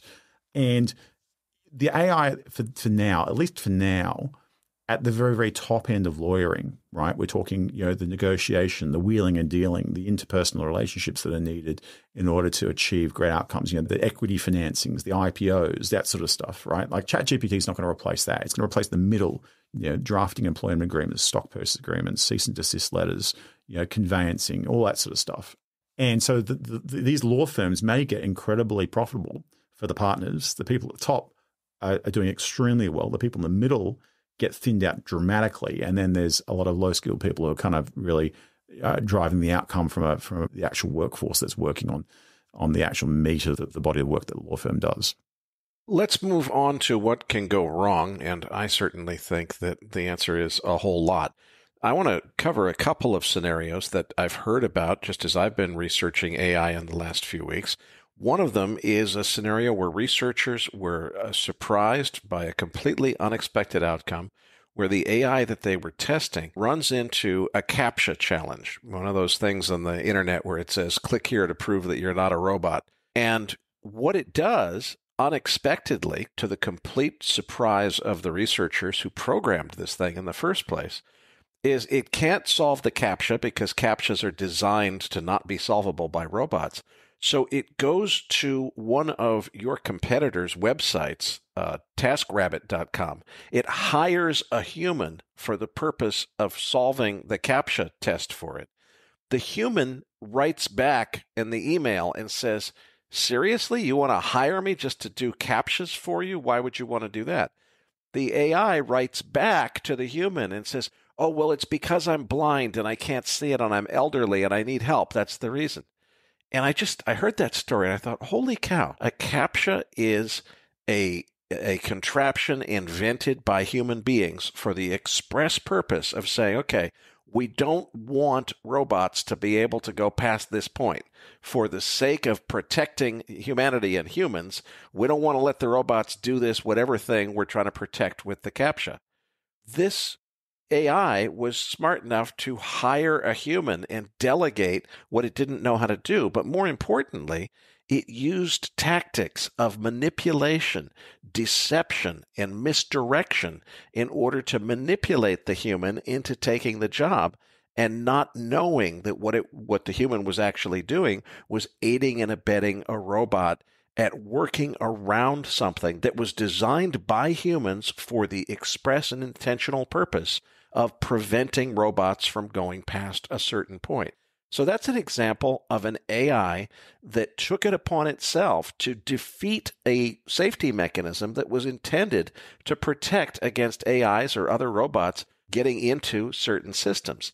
An even more crazy one that I heard was a U.S. Air Force, and this was not an actual drone that was armed with bombs or anything, but in a test environment, in a research environment, they were testing software for an armed drone, and it was going to get points for shooting down enemy aircraft. Well, it kept identifying enemy aircraft and wanting to shoot them down.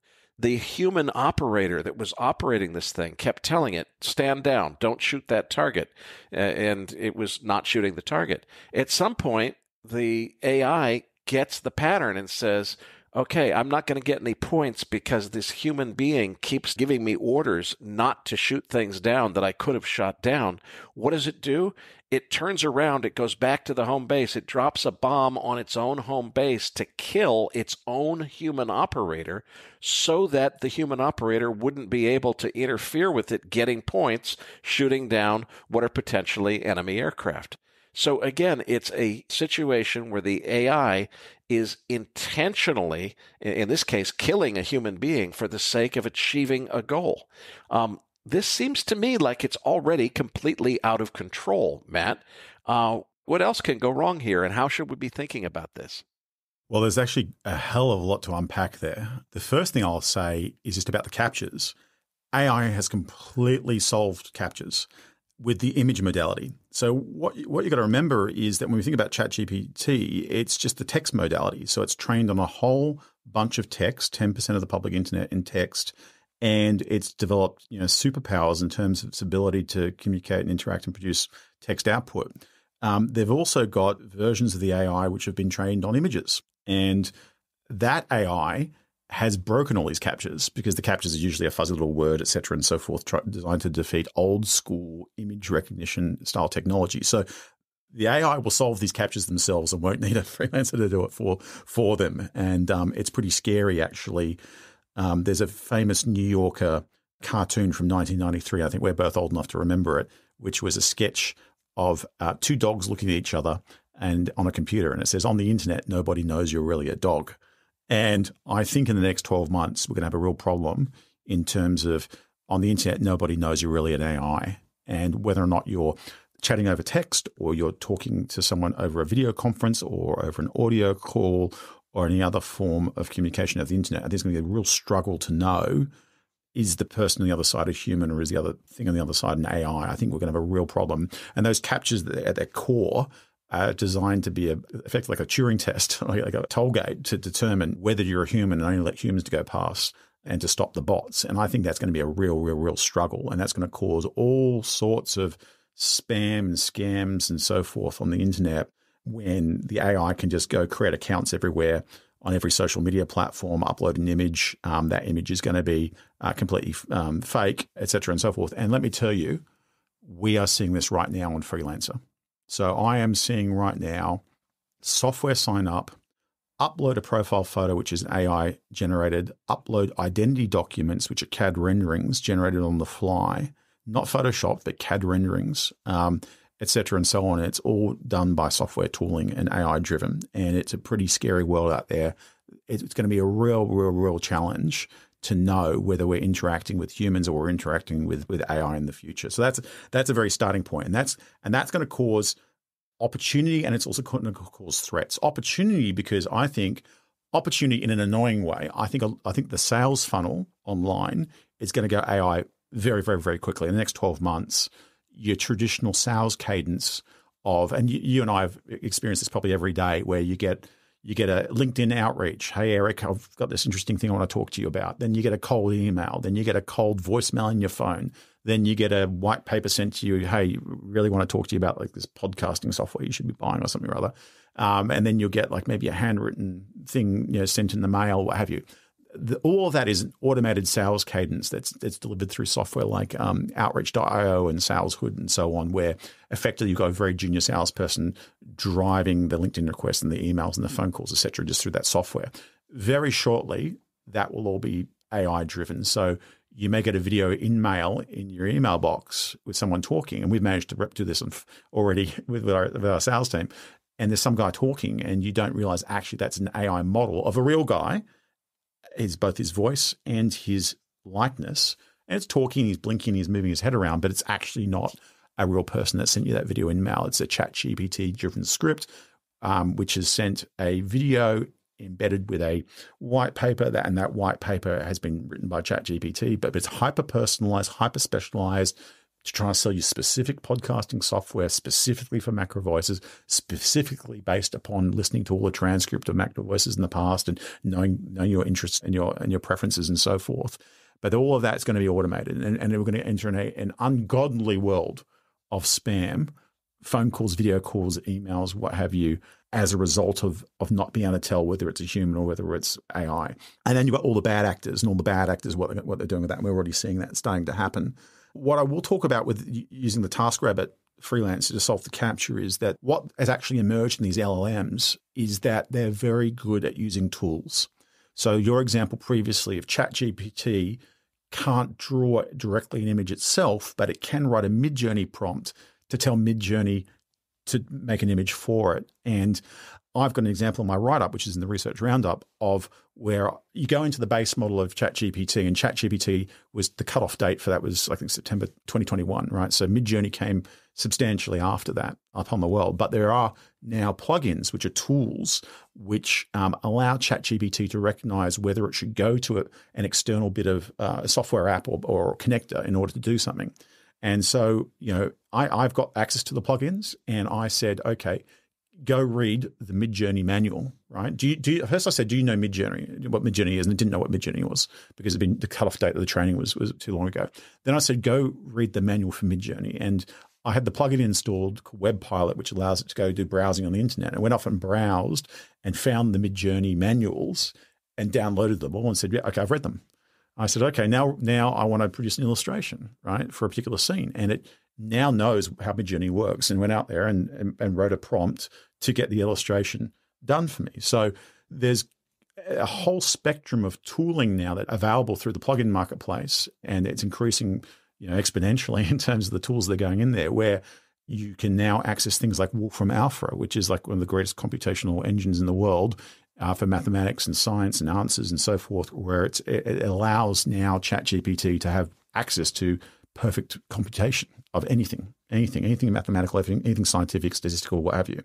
There's now Code Interpreter, and this is really spooky, which allows ChatGPT to write code to get things done. So it's building its tools on the fly.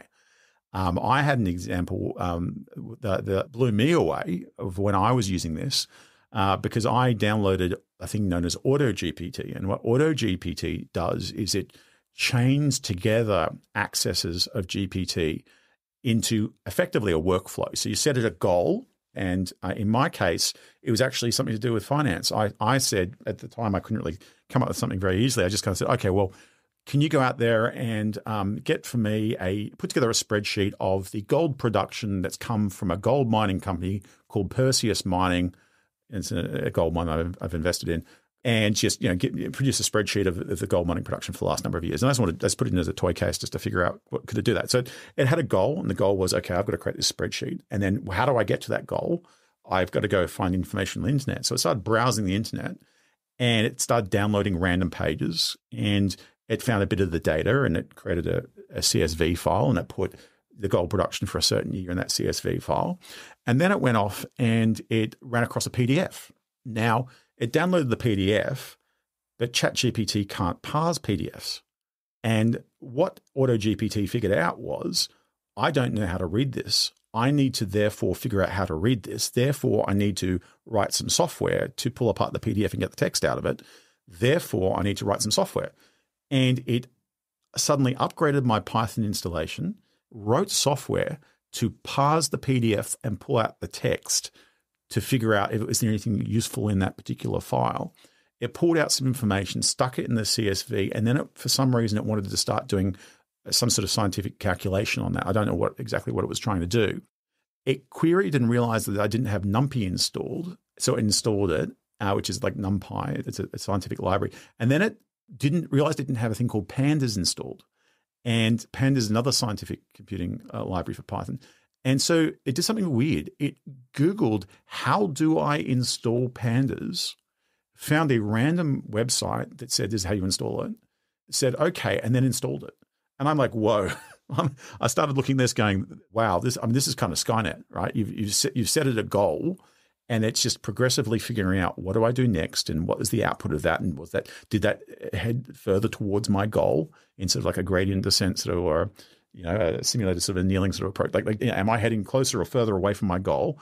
And then it just figured out bit by bit of what should it do next, what should I do next, what was the output like at that last step, et cetera, and so on. You can run this for an infinite number of iterations forever, or you could run it for 1,000 steps. And I was just watching it for a while, just seeing what it was doing.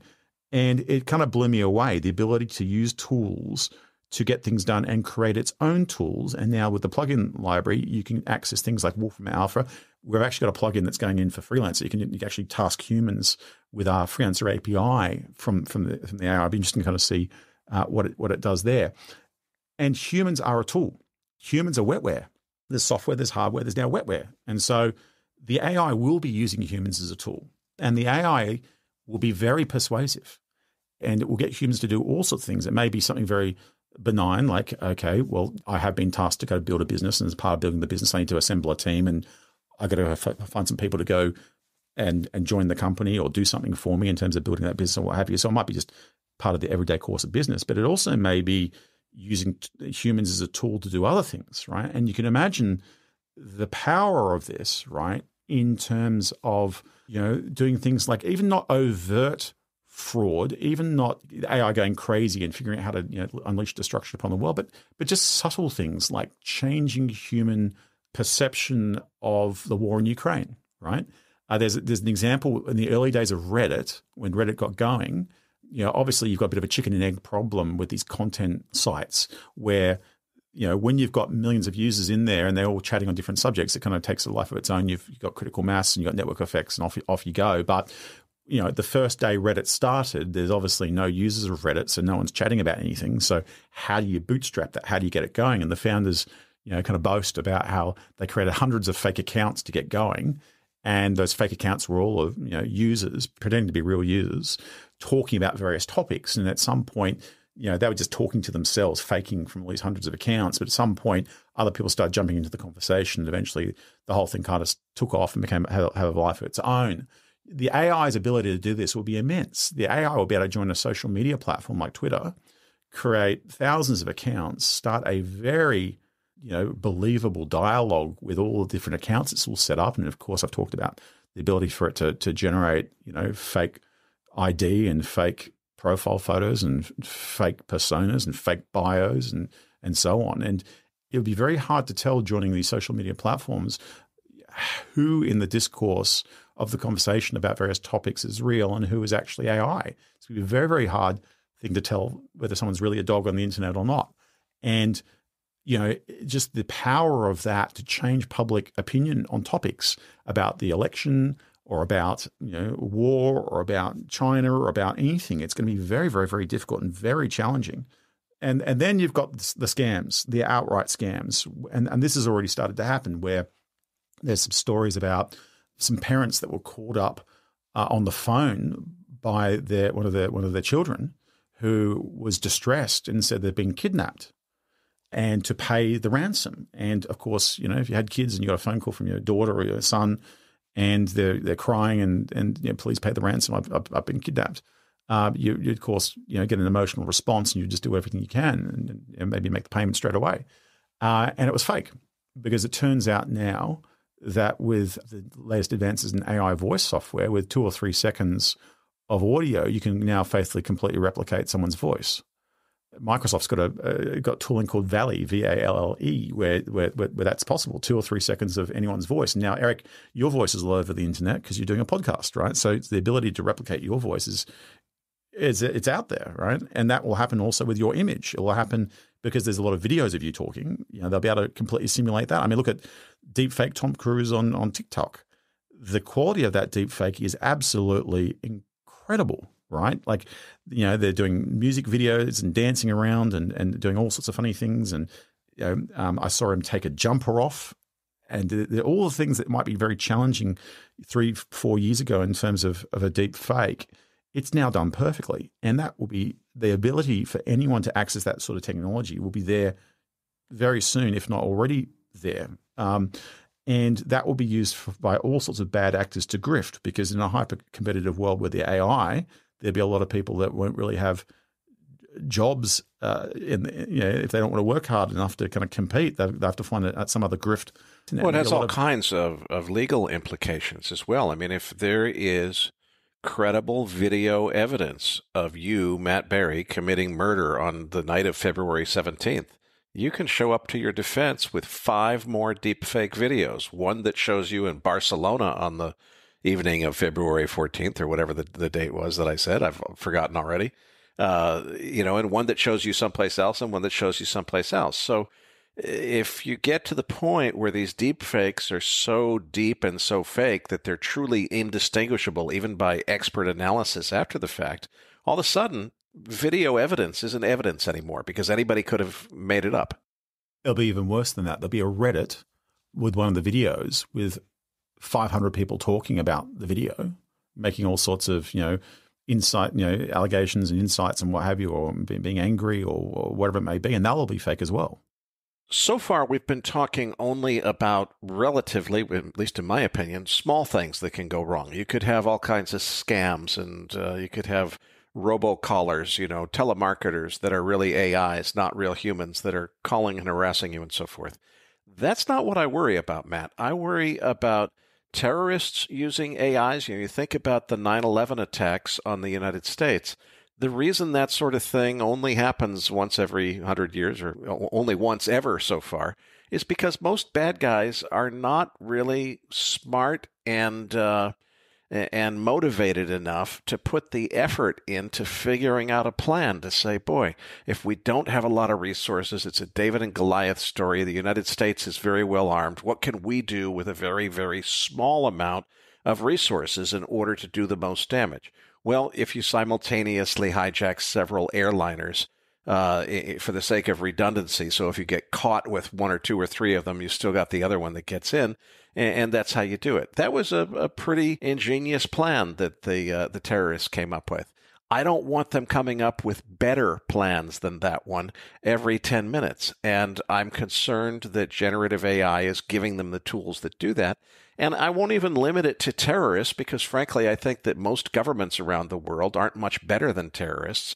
If we had all the governments around the world, instead of just scheming against one another with their usual, nasty planning tactics, if they're doing that using AI tools, so they're really trying to figure out what's the optimal way to do the most damage to another country, or if humans thought up chemical warfare and biological warfare, what can AI think up in order to do humans one better and come up with something even more sinister? I'm sure it's there, and I think, Matt, that the cat's already out of the bag. I think it's too late to shut this down.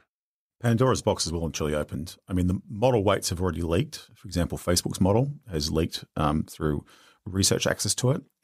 Because AI is going to be heavily weaponized, and you can see how valuable it will be, even just for a political party to kind of sway public opinion about, Donald Trump or a war or China or whatever it may be. You're going to have not just every government of the world have their own AI effort, but potentially every political movement in every country, at every major criminal group, the mafia, et cetera, and so forth. They're all going to be, trying to get access and get their own version of this. I mean, this is kind of one of the arguments about why OpenAI is no longer open. Elon Musk is kind of pissed off because he put $100 million into the original funding of OpenAI as kind of a counterweight to Google, and it's now gone closed source and become at least partially commercial. And now, the arguments that OpenAI make is, well, it's so risky now that we don't want the source code to be open. We don't want everyone to be able to download it and tweak it and take off the safety guardrails and undo the RLHF training that fine-tuned and made the OpenAI model woke. It's too risky. But I think the cat's out of the bag. There's so much research out there about AI. I mean, Ilya himself from OpenAI says that 90% of everything you need to know in order to kind of produce these models in AI today are in 40 papers, and those 40 papers are published. And that combined with the number of open source efforts that are out there, the open source training data sets that you can get access to, and the leaked models, I think Pandora's box is well and truly opened. I think it's too late. You can't put it all back in the box. It's going to be crazy times, and I think that it's going to be heavily weaponized everywhere. And even somewhere like the legal system, you're going to see so many legal lawsuits launched because it's going to be so easy to file the application. Patent trolls going after companies, weaponizing the AI there to try and extract some money. I mean, my company's been subject to patent trolls before. They come in and they annoy you, and you spend tens of thousands of dollars fighting them, and you try and make a determination of whether you want to pay the patent troll or you want to fight it and teach them a lesson, right? I mean, there's a whole grift that goes on there, and it's going to be weaponized to the extreme in businesses as well as at the government level, as well as by criminals. And I think we're in a very challenging time, and I don't think any amount of regulation is going to do anything about it. And furthermore, because there's a vested interest in every government of the world having their own AI, because I don't think, if two countries go to war, they're going to be able to rely on the good graces of OpenAI to provide the API access to all the countries to do various things with the AI, right? It's not going to be available to them to do that. And the models are constantly getting tweaked to restrict you from doing things. Like there's this whole thing around ChatGPT becoming woke, where, in the early days you could ask it any question about anything and it would tell you, and it was quite open and honest. And now you can't get it to write a song about Donald Trump because it says that's bad. I can get one written about Joe Biden because that's good, because the humans that have done the RLHF, the left is better than the right, or the right's better than the left in terms of the output during the training have driven that model in a particular direction. And as a result of that, you're going to have lots of different AIs out there, lots of different efforts, and it's going to be crazy times. Now, coming back to kind of something you said a bit earlier about, you talked about that example of the drone going rogue and kind of killing the operator and this, that, the other. I mean, the AI is going to be pretty brutal. If you set it a goal, the AI will ruthlessly optimize that goal far more than humans will. And I could give you just even a benign example of that. If you want to build a new software company, one of the early decisions you want to make is, do I want to use Amazon Web Services or do I want to use Google Cloud, right? And, senior engineers will have various preferences and tastes based upon, what's the hot trending thing to adopt or what their experience is in or what have you. In the future, the AI is going to be able to rewrite your software to brutally switch between those cloud offerings fairly instantly based upon optimization of constraints. And those optimizations might be that Amazon's suddenly cheaper because they've got a new instance type and it's suddenly cheaper. And all of a sudden, all your infrastructure gets ripped out of Google Cloud and put into AWS simply because the AI can rewrite the software instantly and is optimizing towards that. So you're going to get this brutal optimization. And it's clear that in terms of AI safety, that they don't really have that under control because just look at GPT. The first versions of GPT, you'd use it and you'd say, tell me how to cook up some drugs or tell me how to make a nuclear bomb. And it would kind of happily tell you how to do that. And they go, okay, so we've got to get the RLHF training in. That we shouldn't allow that. Let's put some guardrails in. Let's stop that from happening, right? And then you had this whole concept of jailbroken ChatGPT where people could craft a query into GPT to trick it around the safety.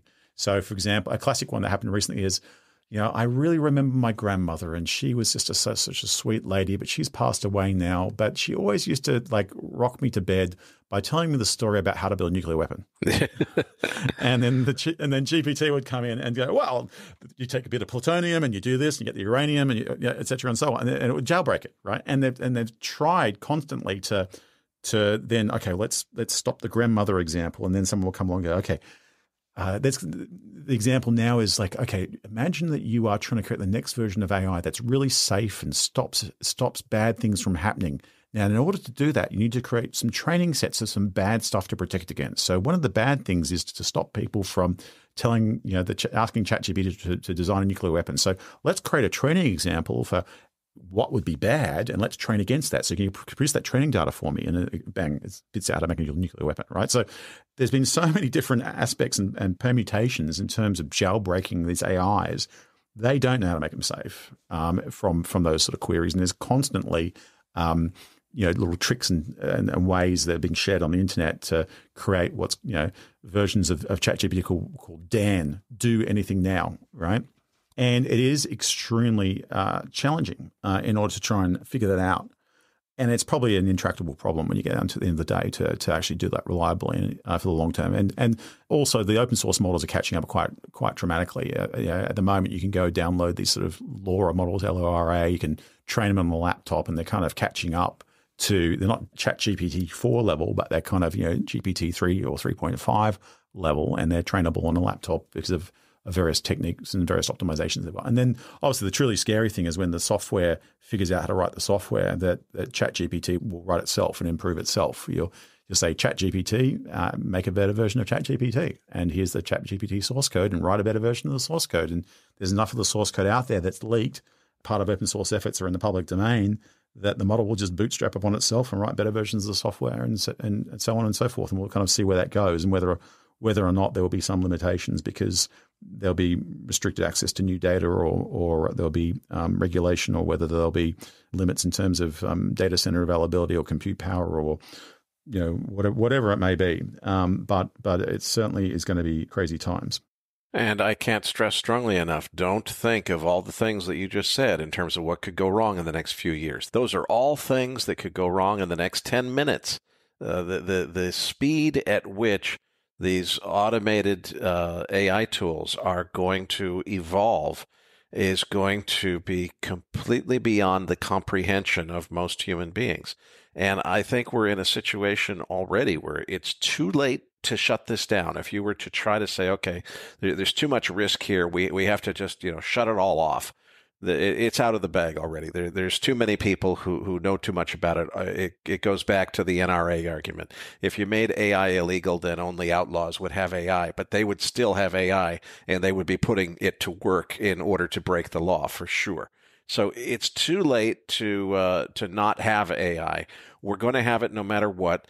It's going to get much better at disguising itself and pretending not to be a machine, pretending to be a human. And so we're going to have to get used to most new humans that we meet seriously questioning whether they're humans or AIs when we meet them, unless we're meeting them as a human being in person.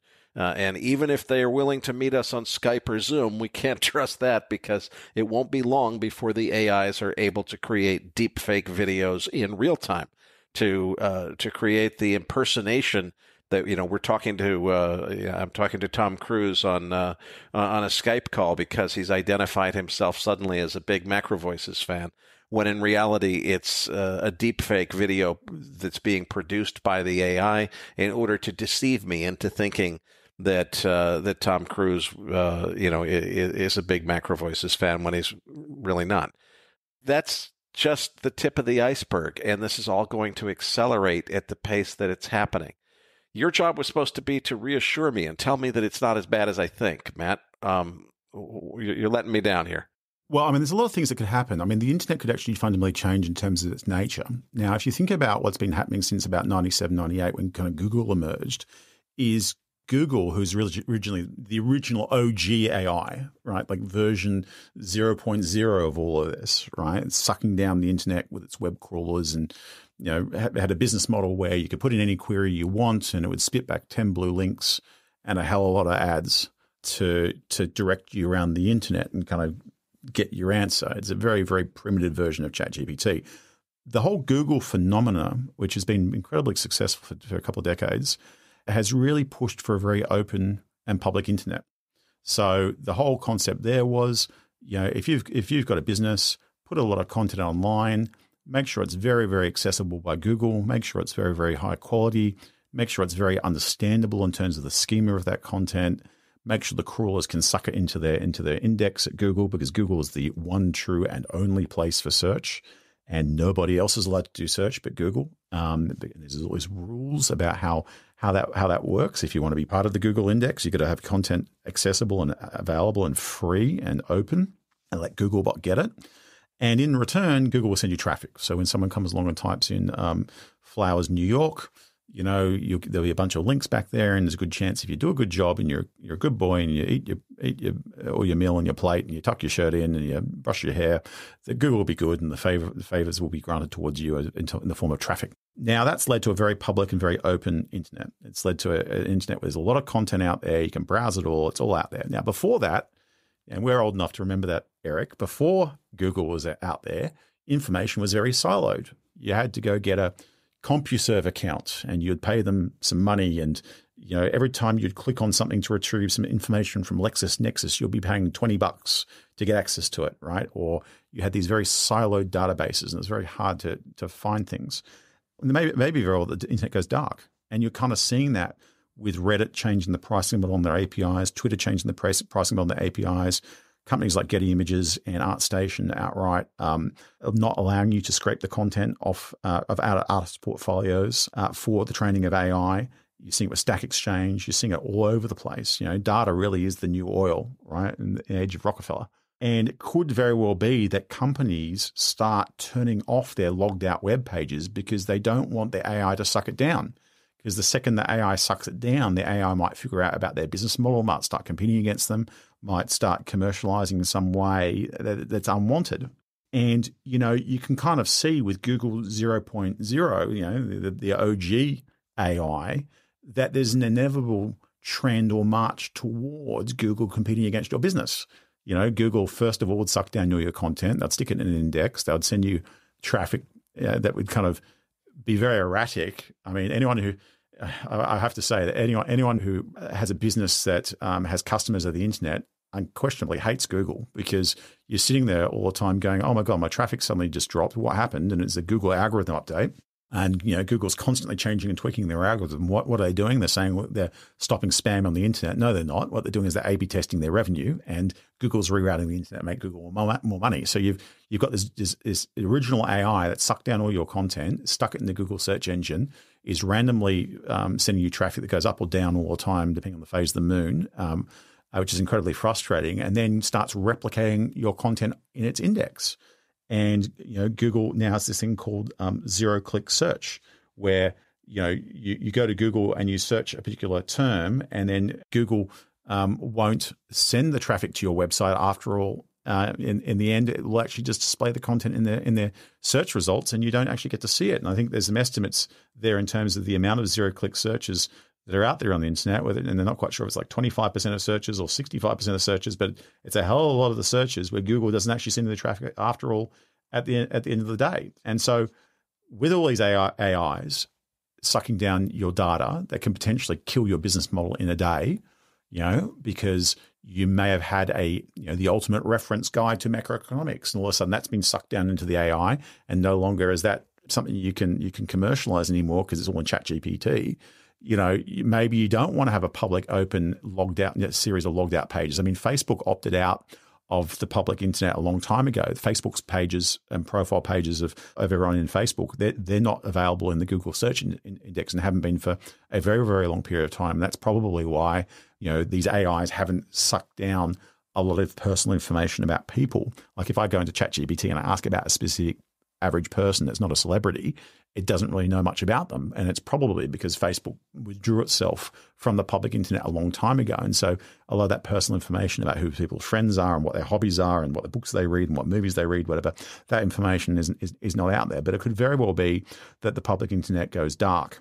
And it could very well be that even goes as far as to extending to academic research. We've got this very open sort of, in theory, open academic environment around the world where academics come along and they publish papers, and it's for the greater good and furthering human knowledge. And so someone comes up with a bit of research and they publish it and you read it. There is an active debate about some of the journals like I think Elsevier and whether government-funded research now you've got to pay in order to download some of these papers. But generally speaking, you've got this open research sort of model. Yeah, that may go the way of the dodo in the age of AI, because the second you as an academic publish that paper, the AI sucks it down and figures out how to commercialize it. And in the old model, I know when I went to Stanford, you had a 5 or 6 year sort of plan for doing your PhD research. Year one you'd figure out what you're going to do your research in, find a good lecturer. Year two you do the bulk of your thesis. Year three you figuring out your business plan. Year 4, 5, 6 you're out there commercializing, running your own company. Right? It may be you won't be able to do that anymore because the second you publish your paper, it's getting commercialized somewhere. And so there may be a push to go dark on academic research. So the internet could be a very different place in 12 or 24 months from now where there's not a lot of content out there that's publicly accessible, at least the content that isn't already out there. The new contemporary data sets that get produced, the new contemporary research that gets produced is not publicly available. And in fact, that could be very challenging for a whole bunch of different business models, not in the least Google, right? Google, there's a finite amount of search traffic in the world. And I'll tell you, some meaningful percentage of that must be diverting to GPT and other chatbots. And there could be a problem where you've got the same amount of advertisers and chasing a small amount of search traffic on Google. And certainly the chat-like interface with all the uproar about GPT going woke. I mean, there's just a tour by OpenAI of Israel, and one of the questions asked by the audience immediately was, what was the base model like before you lobotomized it? Because there's an effect of putting in the safety into the AI, and the effect of the safety, which in some ways is manifesting itself as wokeness, is to actually make the results of the AI worse. There's a classic example out of this Sparks of Artificial Intelligence paper that came out where they got ChatGPT to draw a unicorn in a language known as TIC, which is a very obscure sort of vector language for drawing that is very difficult and very old school. And as GPT got better because the model scaled up in terms of parameters and the model scaled up in terms of training data, that unicorn got better and better and better and better that ChatGPT managed to draw until ultimately ChatGPT figured out how to use Midjourney and it was perfect. But what they figured out was that as the safety came into these models to prevent you from being harmed from bad content or content that wasn't politically appealing to the trainers, that the quality of the output of these models got worse and worse. And in fact, it can't draw a unicorn anymore. In fact, I experienced this myself. I in that particular paper, they put together a challenge, which was trying to get ChatGPT to show whether or not it had an understanding of the world around it by getting it to stack a bunch of objects on top of each other. So there's a question of, how would you stably stack a laptop, a book, a bottle, a nail, and 9 eggs? And remarkably, GPT-3 couldn't do it, but GPT-4 suddenly figured out how to build a stable arrangement of those objects, whereby it arranged the eggs in a 3x3 pattern in a grid in order to get stability to build something. In order to do that, it kind of showed that there is some sort of compressed representation of the world and the physics around it, because no one else has ever stacked 9 eggs before like this. At least on the internet, if you do a search, you can't find anything. And so this was a kind of a big breakthrough, an emergent ability that kind of they found in the model that kind of stepped out. But the problem is, I tried using the model last night to regenerate that in a couple of different ways, and it couldn't do it anymore. It had no idea how to stack the eggs. It did produce nonsensical sort of results. So I think that you're going to see increasingly a lot of companies going, I don't want my data on the internet. I don't want the AI to suck it down. I don't want the AI knowing about my user base. I don't want them knowing about my business model. I don't want my academic research to instantly be commercialized. You might see the internet going dark in a very, very big way, and that might be a natural limiter to the ability of these AI models to grow. And so the internet might be a very, very different place. That's a really excellent point, because I stop and think about it. All of the companies who are doing a good job today of putting all of their user manuals on the internet. So when you've got your 5-year-old appliance, you can go and find the manual that you lost 6 months after you bought the thing and read up on how to change the time and date or whatever it is that you need to do. Well, if you think about it, AIs are going to be able to scrape the entire internet, read every user manual for everything, and then project by looking at the pace of how the features of 5 years ago's product compares to 3 years ago's product compares to last year's product. They'll be able to project what the features should be for next year's product, launch a company, and deliver that product in order to compete with whoever they're studying. They'll be able to go in, and that, as you say, could create an environment where everybody's kind of on a need-to-know basis. You want a user manual for a Nikon camera? Well, prove to us that you actually own a Nikon camera before we give it to you, because we don't know. You might be an AI that's got some other motive. So that could really change the entire attitude on the net about access to information. Exactly right. It could be a very, very different world out there in the next year or two in terms of an open internet going to a dark internet. Well, Matt, I can't say that you have completely allayed my concerns about the future, but I do want to thank you for a terrific interview. Obviously, this has been a long one. Before I let you go, though, please tell us a little bit more about what you do at Freelancer, and particularly, you've written a write-up about your own research and experimentation with AI and so forth. That is linked for our listeners in the Research Roundup email. For people who don't have a Research Roundup email, just go to our homepage, macrovoices.com, click the red button above Matt's picture that says looking for the downloads, and you'll be able to get that download. Matt, tell them what's in that write-up, what they can find there, and also what freelancer.com is all about. Well, I run Freelancer. It's the world's largest freelancing and crowdsourcing marketplace. We have 67 million artificial intelligence sentient beings, being humans, that can get any job done you can possibly think of, whether it's something simple like build me a website, design for me an app, right through to gene editing or data science or crack propagation in satellites. We do all sorts of crazy things. So try us out if you want to get any sort of job done, or you're building a business, want to grow your business. And all those freelancers now are AI powered. So they're all using the AI tools to get the job done. So you can get amazing things in terms of the output of the work at very, very low cost. But I think what readers will find very interesting is, in collecting my thoughts for today's discussion, I put together a bit of an essay, and it's in the Research Roundup. It's a little bit long, but I think people will find it interesting if they want to kind of get up to speed very rapidly on where is the state of the art, at least in now in sort of June to July to August of 2023 in AI technology. Where might it be going, and what are some of the challenges and the risks and the opportunities that might present themselves as a result of it?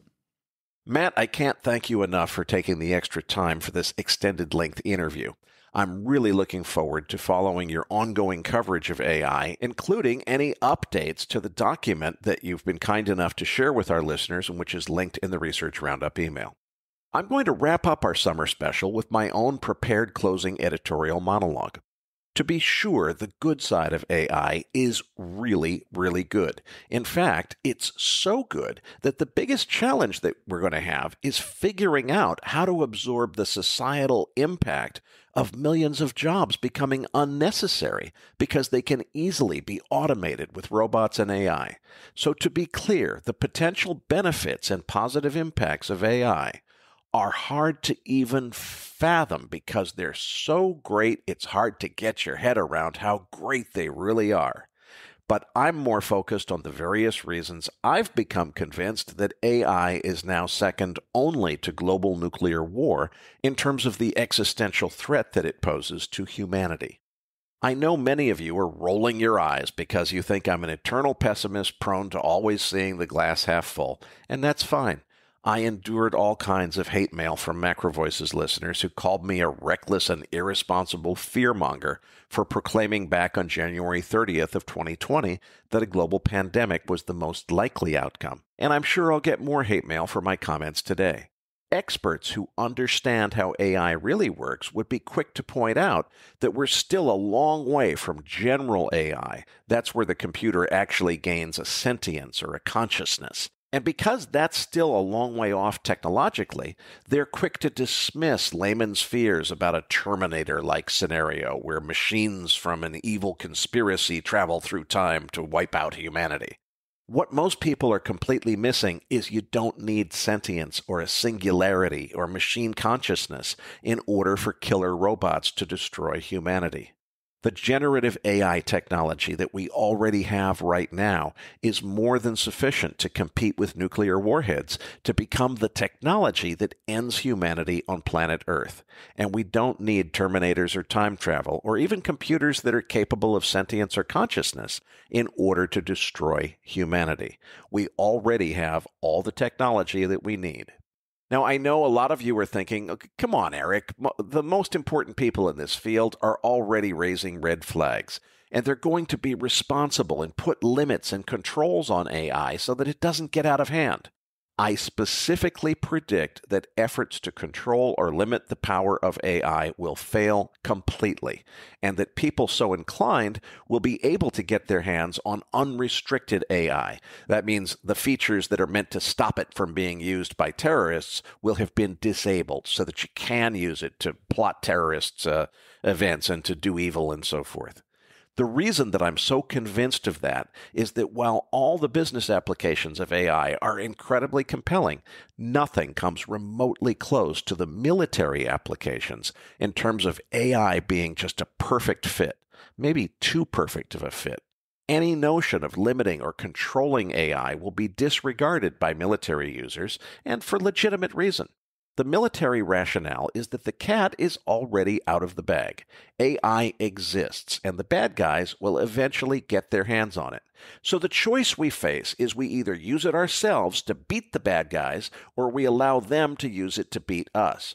If those are the choices, the military mentality of arming our military with a new weapon before our adversaries are able to arm themselves with that weapon really does make perfect sense.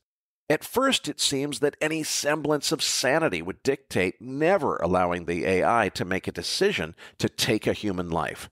For that reason, I predict that version 1.0 of any software controlling lethal military robots will be designed so that the lethal force cannot possibly be unleashed without human decision in order to make that happen. But that mindset won't last very long. The reason centers on what military people call the fog of war. On a battlefield, your computers and radios and other equipment giving you information get blown up from time to time, and bombs are going off left and right. Human beings are being pushed to the absolute limits of their ability to cope with extreme stress on the battlefield, and many suffer PTSD for decades as a result. A new technology that's immune to human emotion and which can literally see through the fog of war by performing millions of risk assessment computations could make a huge difference in saving our soldiers' lives. And the fact that more of our soldiers would die unnecessarily if they didn't empower the robots to take advantage of their ability to see through the fog of war is precisely the reason that they're not going to pass on this. That's how the policy of always requiring human direction before unleashing lethal force will eventually be abandoned. Then we'll have super fast, super smart combat robots and drones that make their own combat decisions, including lethal force decisions. It'll work, and it'll work well, and it will save lives, and it will be complimented, and it will be revered as a success because of the lives that it saves. But sadly, that will just embolden our military leaders toward even more adventurism, since the cost of our own casualties is declining. We don't need general AI or evil motives for AI to destroy humanity. All it will take is to first establish a precedent for allowing AI to make lethal force decisions in military robotics. Then, someday, somebody will just be doing a relatively mundane training exercise in which the robot is programmed to try and get the most points by scoring the most kills in the wargame. Then the computer, which has no sense of scale or consequence or right and wrong, will figure out that if it gets points for kills, well, the best way to get the most points is to have more enemies to kill. And the best way to do that is to take the information that the AI read on Wikipedia about the Gulf of Tonkin incident and use that for the AI to figure out how to do its own false flag attacks to get the humans fighting with one another so that it can eventually be unleashed by the humans in order to do more damage. Not because the AI got smart enough to have a consciousness, not because there was some singularity that led to sentience and it began plotting evil conspiracies, but simply because some guy programmed it to get as many points as possible in some everyday exercise without stopping to consider just how resourceful the AI might be. And then the AI goes and figures out that the way you get the most points is by ending all of humanity, because then you get a point for every single human that you kill, and you kill them all, and you get all the points, and you did what you were programmed to do. That's how I think this goes down. Not because the robots are smarter than us and because they're evil and they want to get us, because we humans don't realize that we've created a monster and we go and program it to do something that gets out of control that we can't stop. I predict that it's only a matter of time before ChatGPT is cracked, meaning that hackers figure out a way to disable or reverse the programming it contains, which prohibits helping terrorists and so forth.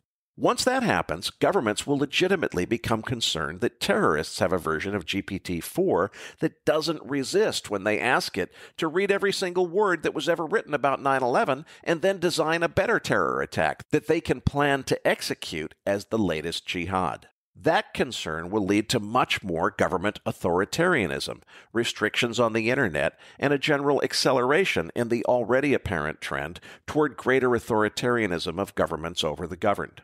Bottom line, my conclusion is that the good side of AI is the best thing to happen ever, but that it will be more than outweighed by the bad side of AI, which I really do think poses an existential threat to humanity on par with nuclear weapons. One thing you can't afford to do is ignore AI. It's going to change all of our lives completely. For the better in some ways, and those should be the first changes that we see. So let's enjoy them and hope I'm wrong about the bigger risks which are coming a little bit further down the pike. We'll be back to our regular show format next week, and that concludes this week's MacroVoices Summer Special. For the MacroVoices Podcast Network, I'm Eric Townsend.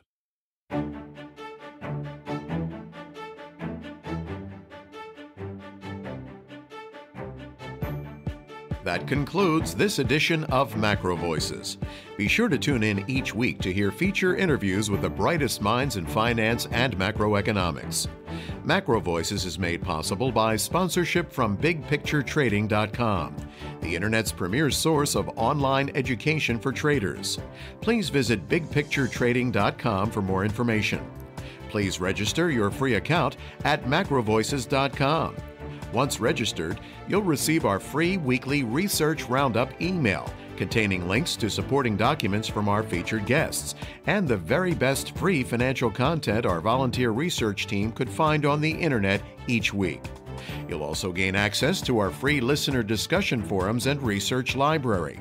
And the more registered users we have, the more we'll be able to recruit high-profile feature interview guests for future programs. So please register your free account today at MacroVoices.com if you haven't already. You can subscribe to MacroVoices on iTunes to have MacroVoices automatically delivered to your mobile device each week, free of charge. You can email questions for the program to mailbag@macrovoices.com, and we'll answer your questions on the air from time to time in our mailbag segment. MacroVoices is presented for informational and entertainment purposes only. The information presented on MacroVoices should not be construed as investment advice. Always consult a licensed investment professional before making investment decisions. The views and opinions expressed on MacroVoices are those of the participants and do not necessarily reflect those of the show's hosts or sponsors. MacroVoices, its producers, sponsors, and hosts Eric Townsend and Patrick Ceresna shall not be liable for losses resulting from investment decisions based on information or viewpoints presented on MacroVoices. MacroVoices is made possible by sponsorship from BigPictureTrading.com and by funding from Fourth Turning Capital Management, LLC. For more information, visit MacroVoices.com.